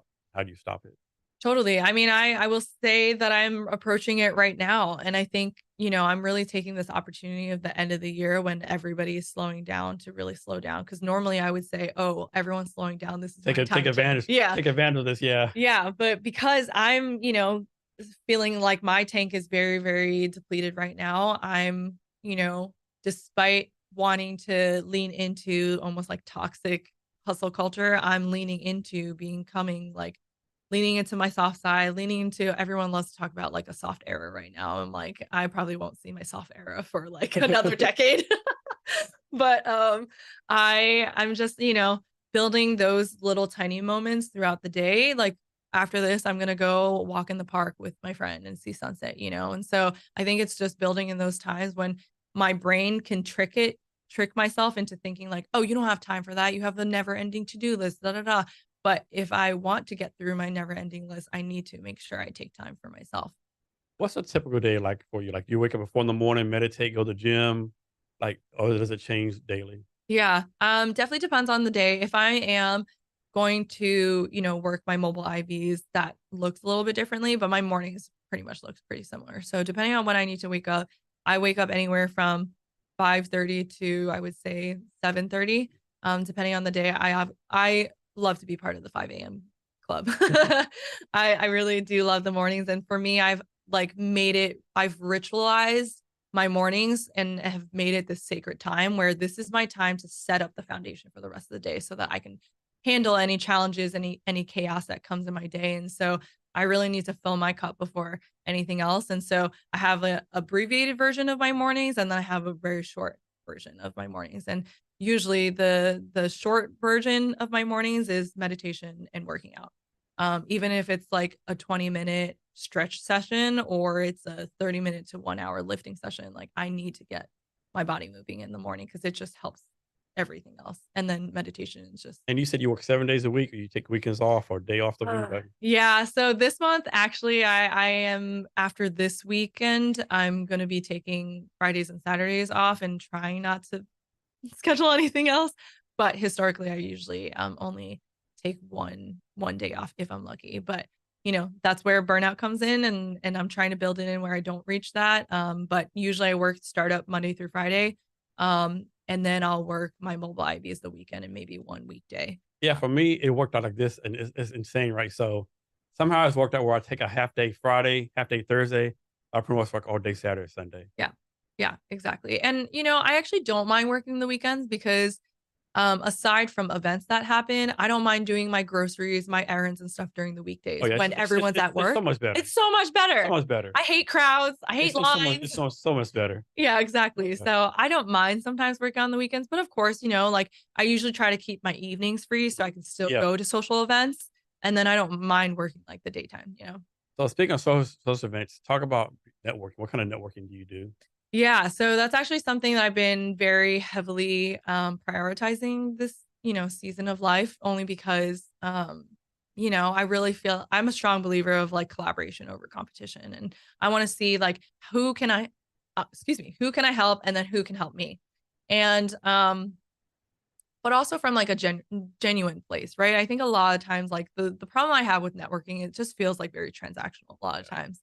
And I don't like that. I like building genuine relationships with people. And I'm fascinated by humans. I clearly love like human psychology and like, the brain and neuroplasticity and all that stuff. And I think connecting on a personal level outside of, the work of what you're doing, that's what I really want to help out with. And I think now having been in the startup space here and being part of like 2 accelerators here, and I'm like tapped into a lot of different networks, is like who's only there to, advance their business. Yeah, And yeah. You can easily tell. And the thing that's good, you can easily tell usually. yeah, you can tell. And I will say, I do think I have pretty high EQ. And I think it is like really easy to tell like who's only there to, you know, So what's some of your go-to networking events here in Seattle? Founders Live. Shout Okay. out to Founders Live. Have you, I've have, pitched. yeah, I pitched it last year. Nice. Yeah. Yeah, I pitched in October of 2020 in the height of the pandemic. Oh, I shit. pitched virtually from Oahu, Yeah. Oh wow. Yeah. working as a travel I think I did nurse. mine August last year. Nice. Yeah, I love Nick. Yeah. Nick is wonderful, and I think what he's created has been so powerful, It was especially crazy. Yeah, internationally. he did it so fast too. Like, Yeah, he went from like, it used to be called Future Fridays, like yeah, at a WeWork, like 30 people now, like worldwide, different cities. That's insane what he did. yeah, exactly. It's been really cool to just watch Founders Live grow, and it's like not even tech, it's like whatever industry you want to be in, you can go pitch. And I think it is obviously really powerful too to convey your idea to other people, right? And then you get you know, connections to mentors, investors, maybe like potential co-founders or people who want to just like help to, or maybe like users, you know, or customers that give you good insights. So, who, speaking of mentors, who are your mentors? Yeah. So my mentors kind of, you know, ebb and flow along the way. Like right now, I think I do have some mentors that are in the founder space, but I also have mentors who, I mean, I really view my mom as my mentor a lot of times. That sounds like so cheesy, but um, so whether that's like in the tech space, I'm actually looking to build out a board of directors, which is really crazy that up to this point I don't have a board of directors, but just is something that I've like held off on. Um, but I really feel like in building in mentorship, like for me at least, it's not only the business aspect, like do they care about me as a person too, right? And so like two of my mentors right now, they're part of a traveling agency, but Lebanon, as well as Justin, they're part of Lead Health. They've been very helpful for me professionally and also personally, and just, you know, really being there for me. And then, are you mentoring anyone? Yeah, that's a good question. I love mentoring people. I did a lot in nursing school and as a nurse. Right now I'm not really mentoring anyone, but I'm very open to it. I actually would love to build in like mentoring as part of our business model as well. But I'm not currently mentoring Okay. anyone. Yeah. So back to networking. Yeah. How do you balance networking and building a company, right? 'Cause I think a lot of Yeah. people like, they're like, like they're networking, not building nothing. And other side, you have people like this, like building, not networking. Like, how do you balance the Oh two? yeah. I mean, I'm definitely finding that balance right now. I think one thing I think a lot about is like if I go to all these events, but I'm doing absolutely no work, what is the point? And then yeah, same thing as vice versa. For me, my cadence that I'm trying to experiment with is I just need to go to one networking event a month. I think that's low commitment, That's very low, yeah. very doable. I mean, in October, I think I went to like 3 or 4 events and I was like, that was too much. I because even like taking care of myself, like I need to, and also like sometimes when I'm exposed to that many people, like I don't give myself the space to think about, you know, the conversations that I had or to even build or take action on any of the suggestions, you know. And so for me, it's like pretty important to take that time. Yeah. So you said you've been at 2 accelerators? Hmm. What were Yeah. those? So WTIA and then Venture Out. What's the second one? I haven't heard that one. Venture Out. Yeah. Yeah, so Venture Out was created by a former startup. He had like exited his startup. And it was a paid one, and I think I was in their first cohort. So I was actually one of their crazy ones. I did 2 accelerators at the same time. So I was in WTIA and Venture Out at the same Yeah, time. you, And you know what? You should have when I got a mental health test or something. What to do with yeah, that? seriously, I was so unwell. That led into my summer where I was super unwell. So, you know, I do like to push the boundaries, but I'm starting to learn, you know, like my boundaries of, you know, I can go really hard, but I need to off balance that with like taking care of myself. So, so yeah, Venture Out was really cool. It was much shorter. I want to say it was, I mean, it was a while back, but I want to say it was Is that here in Seattle probably, also? yeah, so it was based here in Seattle. I mean, it was still virtual. Who runs that? Um, I've never heard of them. I wanna say I'm forgetting his name right now, and I'm feeling It's really called embarrassed Venture right now. Out. Venture Out, yeah. I'm forgetting his name right now, but, I wanna say his last name's back, Okay. I wanna say, but and I'm happy to, you know, link it to it. Sean Okay. Sternbach, I wanna say. But yeah, we were part of their first cohort and, you know, there was a payment to get into it, but they didn't take any equity. I wanted to make sure we were not gonna be in an accelerator that took equity. And yeah, I was like, I really always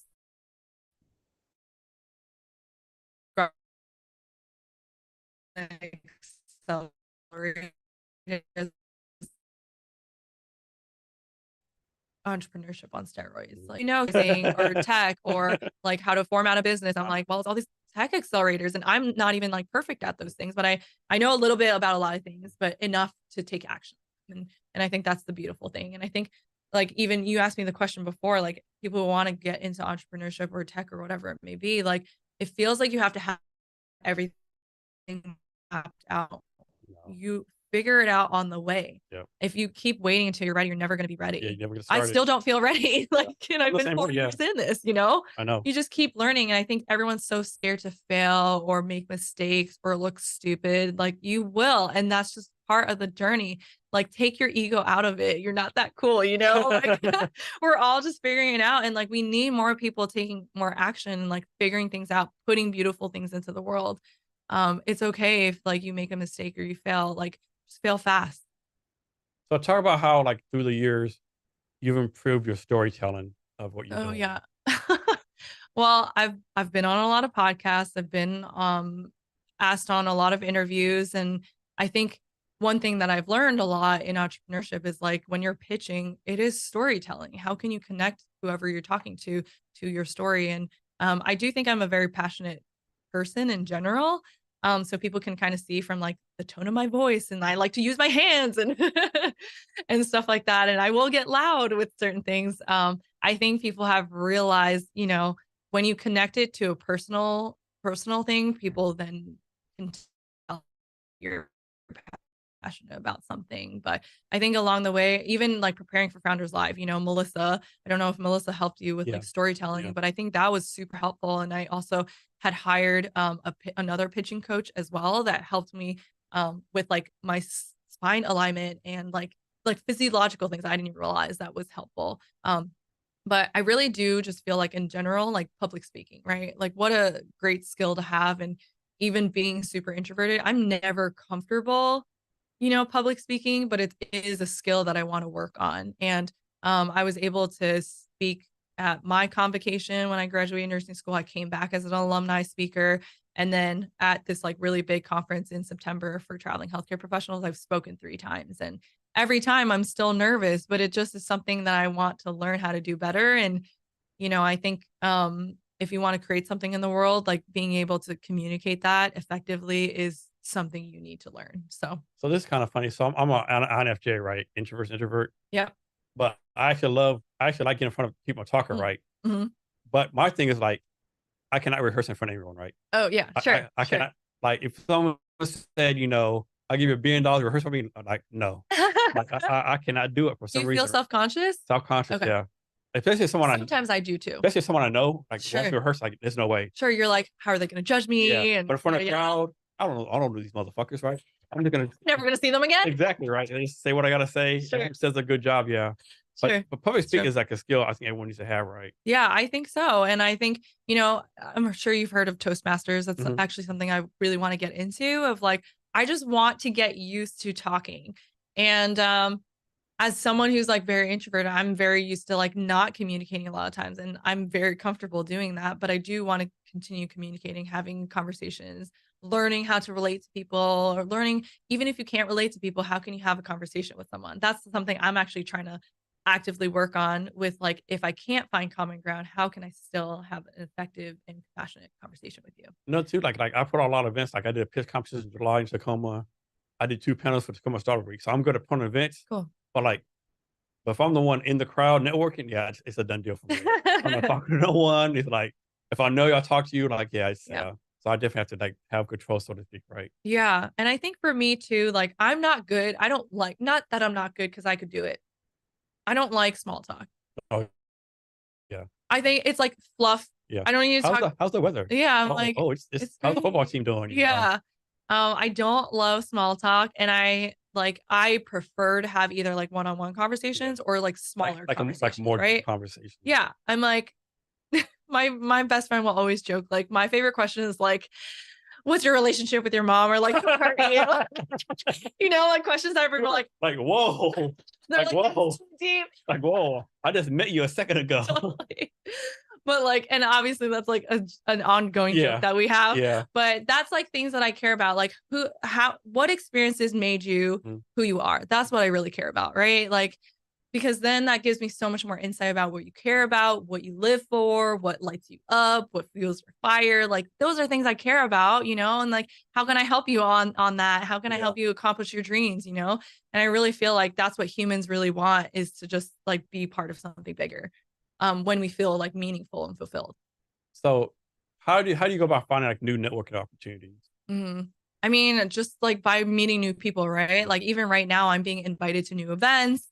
Um, I think what is really juxtaposed in like what I'm learning right now is like I really do go to a lot of tech events, but that doesn't like fuel my fire as much as like going to like outdoors events. Like I got invited to this like wish for snow party or something tomorrow where, you know, we're kicking off snow season, even though I don't do snow sports anymore.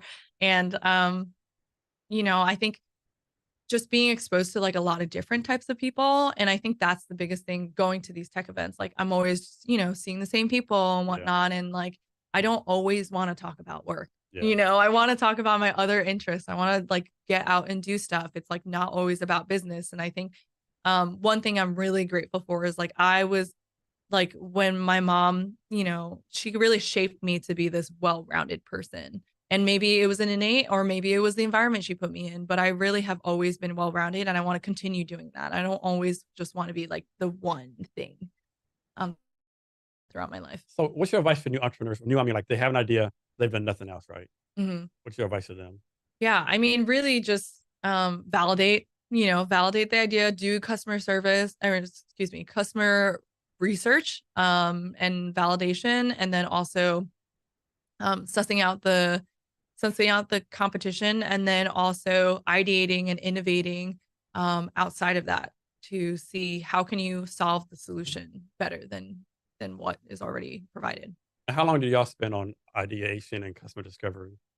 I personally think, and this was taught to me in one of my accelerators, customer discovery never stops. Even if you have an end product, you obviously like, unless it's, you know, an e-commerce product, like you're always gonna be ideating and innovating and like making things better. And hopefully you're always talking to your end user or customer to see what is working, what's not working, what do they want, what do they don't want. Because things get stale, especially technology. And so for me, I pride myself on constantly talking to our community, constantly talking to our customers and seeing like what they want. I have this never ending list that I probably will never get to the end of like features they want and, you know, problems that they want us to solve. And so, and I'm grateful for that because if I didn't, you know, I wouldn't be a good entrepreneur. So what's something you first started out in your mind? You're like, my customer's going to want this, no doubt. But then you learn the customers won't have nothing to do with that. That's a good question. Um, um, can I answer it the other way? One thing that I personally really didn't want to do, but our customers did want was dating off our app. So I was very opposed to dating, like building and dating. Okay. But after like researching so many more pain points about like what our community encounters, dating and romantic relationships was something that was a really big pain point because we're moving around as frequently as, you know, every 3 months. The misconception is just because we're moving around, we're not looking for something serious when most people are actually looking for to work towards something serious. And I think, you know, definitely the location of like not being in one place is pretty difficult, but it's been really cool to see people who are traveling healthcare professionals come together and they get to live this unique lifestyle together now. And I was very resistant to doing that. Is there a risk over that? I haven't a dating app like sexual harassment, that kind of stuff? Yeah, I mean, definitely we've encountered some people, not some people. And then when I say some people, we've had 2 occurrences that I've had to deal with. And those are definitely things that I never even thought of like handling as a CEO, but I definitely have like a zero tolerance for those types of things. So how can we best to mitigate that? How can we build safer features on the app? So whether that's like blocking, reporting, us having a better due diligence with like researching on our back end to intervene with however we need to intervene, but also educating like, hey, there's certain things, and this is actually an upcoming blog post that we're writing is being safe with like meeting strangers online, right? Obviously, like stranger danger is still a thing. But you know, meet people for the first time in a public setting, meet them like, at least for me personally, especially as a female, like I have multiple friends that follow my location here in Seattle. So they always know where I am. Yeah. And if they don't hear from me, they can, you know, they can SOS me or whatever it may be. I think like telling obviously one other person in your area where you're going to be as well is helpful. But just like, it sounds like common sense, but I think a lot of times too, like, especially younger generation, like my generation and younger, we're so used to meeting strangers online now that we like forget that there could be dangerous people too, you know? Yeah. That have like alternative motives or intentions. And so we do have to just like take these extra safety measures. How do y'all deal with customers? Like, do they have like a direct line to your email? Can they text you? Like, how's the customer interaction work? Yeah. So people can we get a lot of direct messages off of Instagram. We do have an email that people can, you know, email us, and then people do email my email as well. I personally do not like to give out my phone number unless it's, a friend or personal. I just feel like business, I want off of my phone Okay. so that it doesn't blow up my phone. But I always make myself available for people if they want to talk to us. And luckily, I feel like our community is really good with giving us feedback. And one of my philosophies in business is you always lead with love and gratitude. And so anytime, even if someone's complaining about something or they don't like something or something negative happened, I always say, lead with thank you. Thank you for bringing this up to me. Thank you for bringing up this concern. Thank you for reaching out. Because if you didn't bring it to me, how am I supposed to know? How can I intervene? How can I change things? Right. And so I'm always really grateful for people communicating with us. So this next one is kind of a deep question. Okay. How does your startup fail? How does my startup fail? That's a good question. I think my startup fails because we haven't cracked the secret sauce to our monetization model yet. I would argue that people in early stage startups are going to be figuring out their monetization model. And I think we're going to be probably one of those companies that has like 20 different monetization models, just like Yelp does or something like that, just because of the nature of what we do. And then I think the other way my startup fails is that we don't have someone tech yet on our team. But the other side of that is I've been able to put someone tech, and clearly we're doing something right with our traction. So next follow-up, how does your company succeed? How do our company succeed is that I just spoke to it, like traction. We've been able to build such great traction without like spending $1 on advertising. And I think that's just a testament to one, solving the pain point really, really well. And then two, communicating that in an effective manner. And for us, like we're huge with transparency, we're huge with being vulnerable. And I think and being super genuine. And I think our community knows that and knows that we're building from that firsthand perspective and that respectful place of we're building to protect you and advocate for you and empower you. You talk about this some a little bit already, but how do you decide what to say no to? Like opportunity wise. Yeah. Yeah. Anything, networking, Oh, opportunities. saying no is I think that's such a great question because I do feel like what you're saying no to, you're saying yes to something else, right? And vice versa. And I don't think we think about that duality a lot of the times. And even when it comes to like me deciding to go to an event or not, I have learned now through many, many years of being a people pleaser of like overcommitting myself and then regretting, oh my gosh, I really wish I had this day to Or rest. I have to do this because I might miss an opportunity Right. or I might Or meet feeling someone there. obligated or whatever it may be. I think like, that's the concept of like FOMO, right? But I will argue like, what about the joy of missing out, And like for me, if I know I'm in alignment with taking care of myself or, viewing something as like, oh, this is a great networking opportunity or whatever it may be, just making sure I like plan things out to take care of myself since I know I can't best show up to something that I know is going to be a little bit more taxing if I don't take care of myself. And so for me, I'm more hesitant to overcommit myself to things these days than I used to be when I was younger and didn't learn that lesson. Luckily, I've learned that lesson enough now. But I think it's hard, especially being an entrepreneur and being super passionate and like overzealous about life in general. It is really easy to be like, oh my gosh, that sounds so cool. I want to go to that thing, or I want to meet that person or whatever it may be. But understanding we have limited time and energy, and I think that helps to speak to whatever your values are is what you're saying yes to. So what's your sleep like? You sleep 8 hours a day, I 2 hours a love day? sleep. I probably sleep anywhere from 8 to sometimes even 10 hours. I slept Okay. 10 hours today because I Okay. was jet lagged.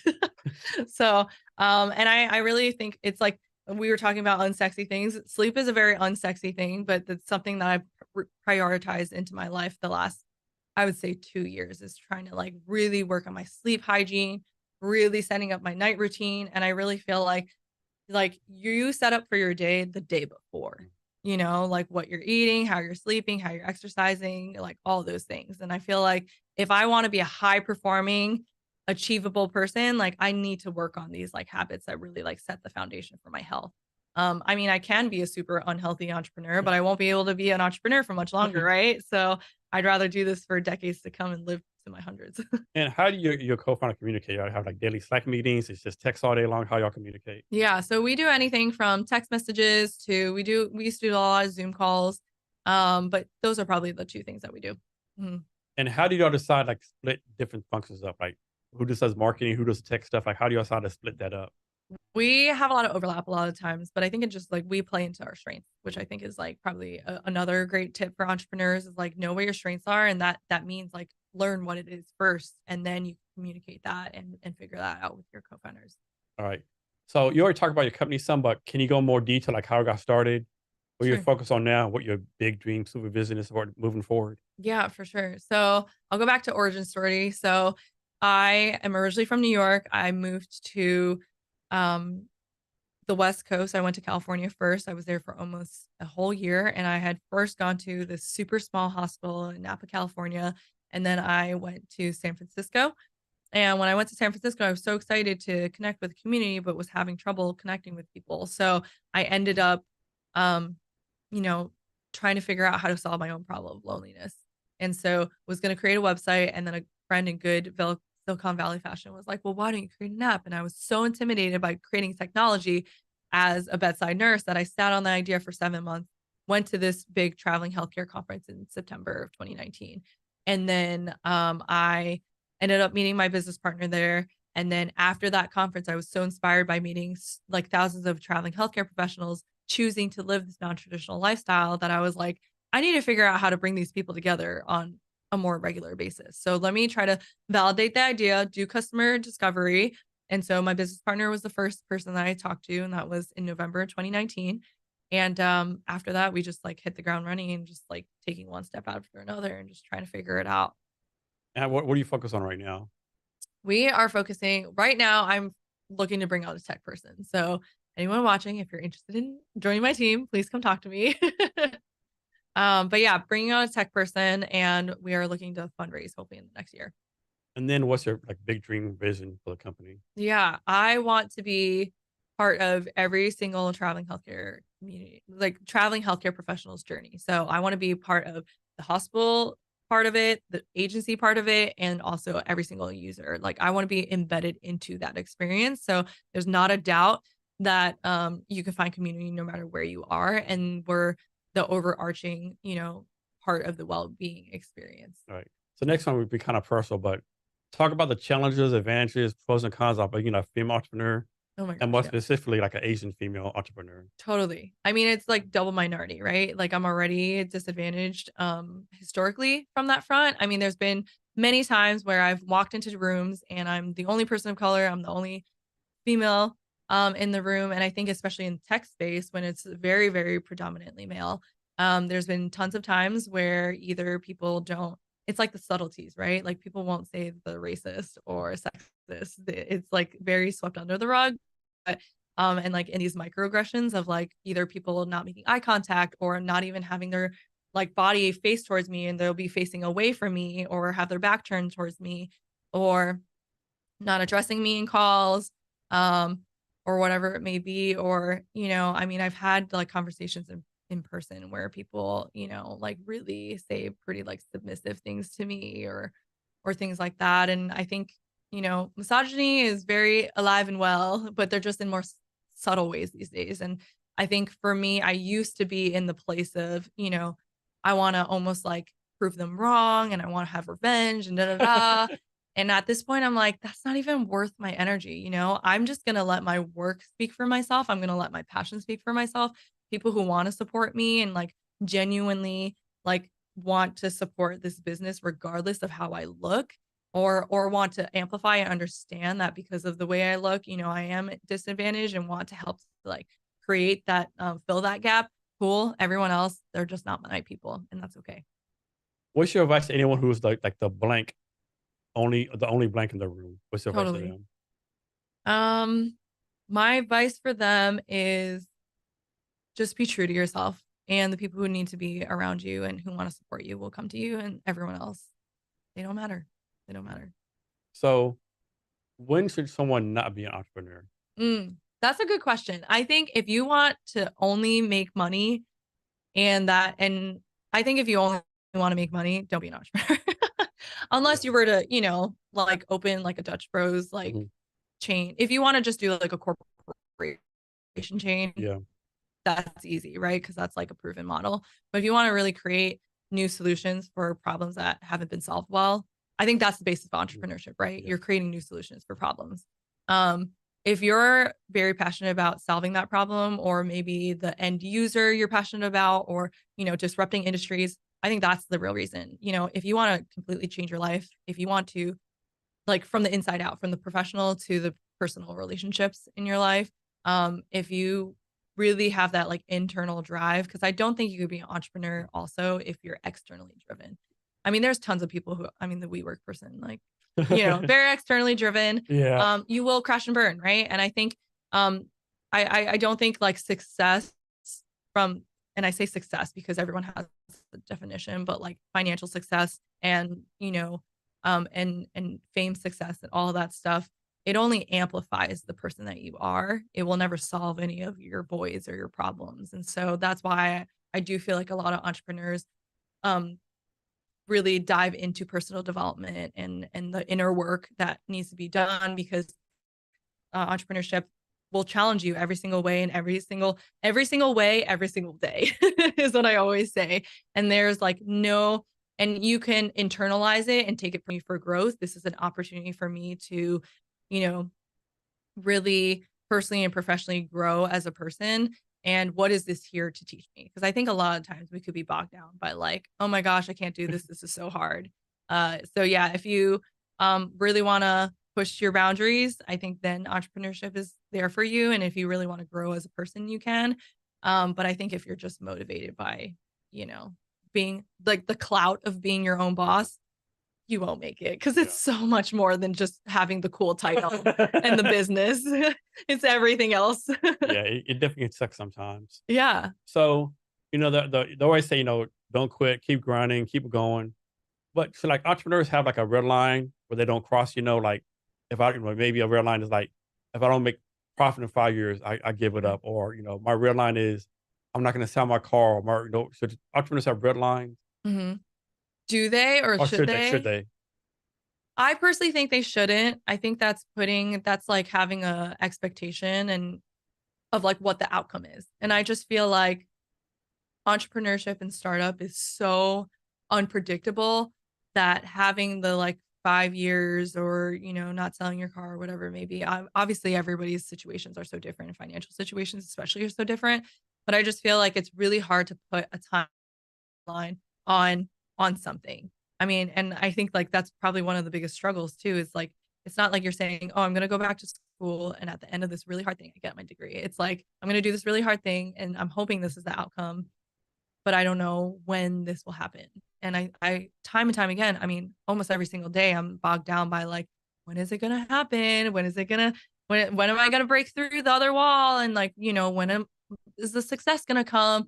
But I think it all just goes back to like, I think this reason, this like the reason why I haven't like hit certain successes is like, I'm supposed to be learning patience right now. I'm supposed to be learning like and becoming the person I need to be the whatever XYZ, or to have the XYZ, you know, like I need to be patient with the journey. And I think that's the thing, is like if you're only attached to the outcome of it, you will never appreciate the journey. And like it's so cliche, but you have to enjoy the journey. And I really just love that I'm choosing this hard pathway, no matter how much dread I'm feeling throughout the many, many seasons of this journey. Is like, I love who I'm becoming right now. And I think that is the biggest thing with like the red line of like, for me, my red line is probably not like timeline wise or like material wise. It will be when I am not happy with who I am or who I'm like trying to become.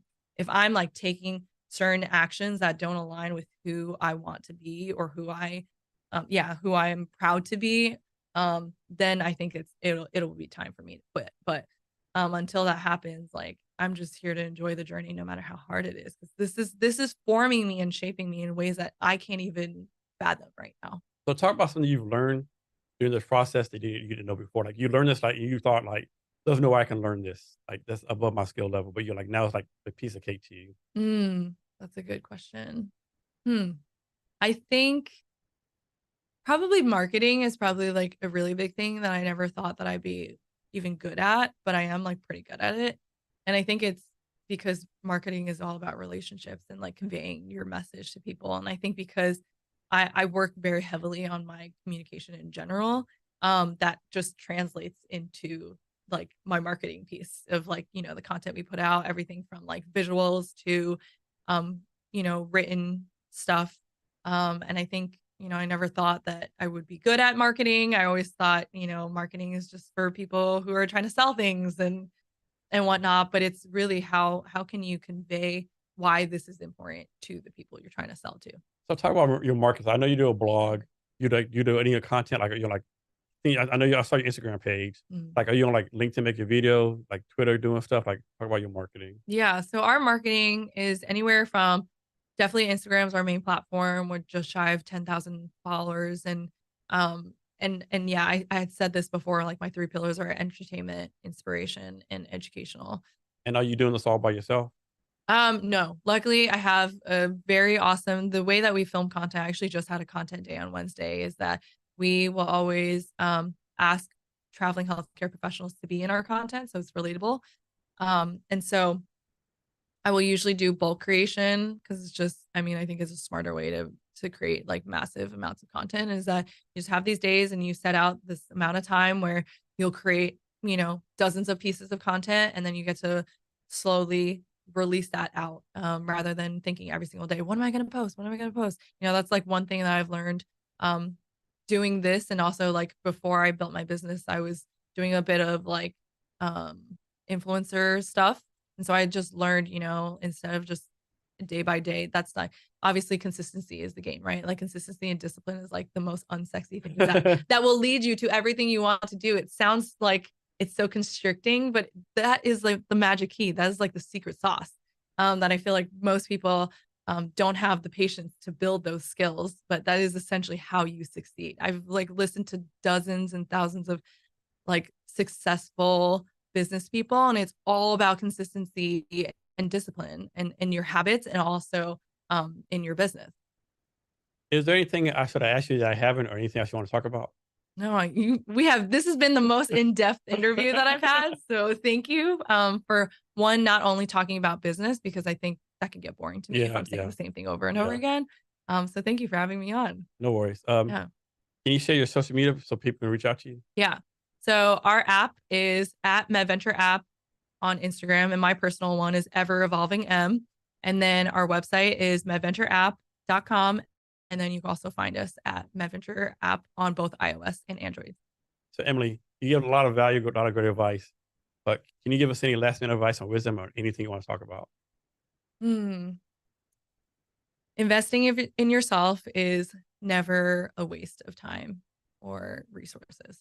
It's the best investment you can make in life. Emily, thank you for your time today. I really appreciate it. Thank you for having me. And to our listeners, thank you for your time as well. And remember to be great every day.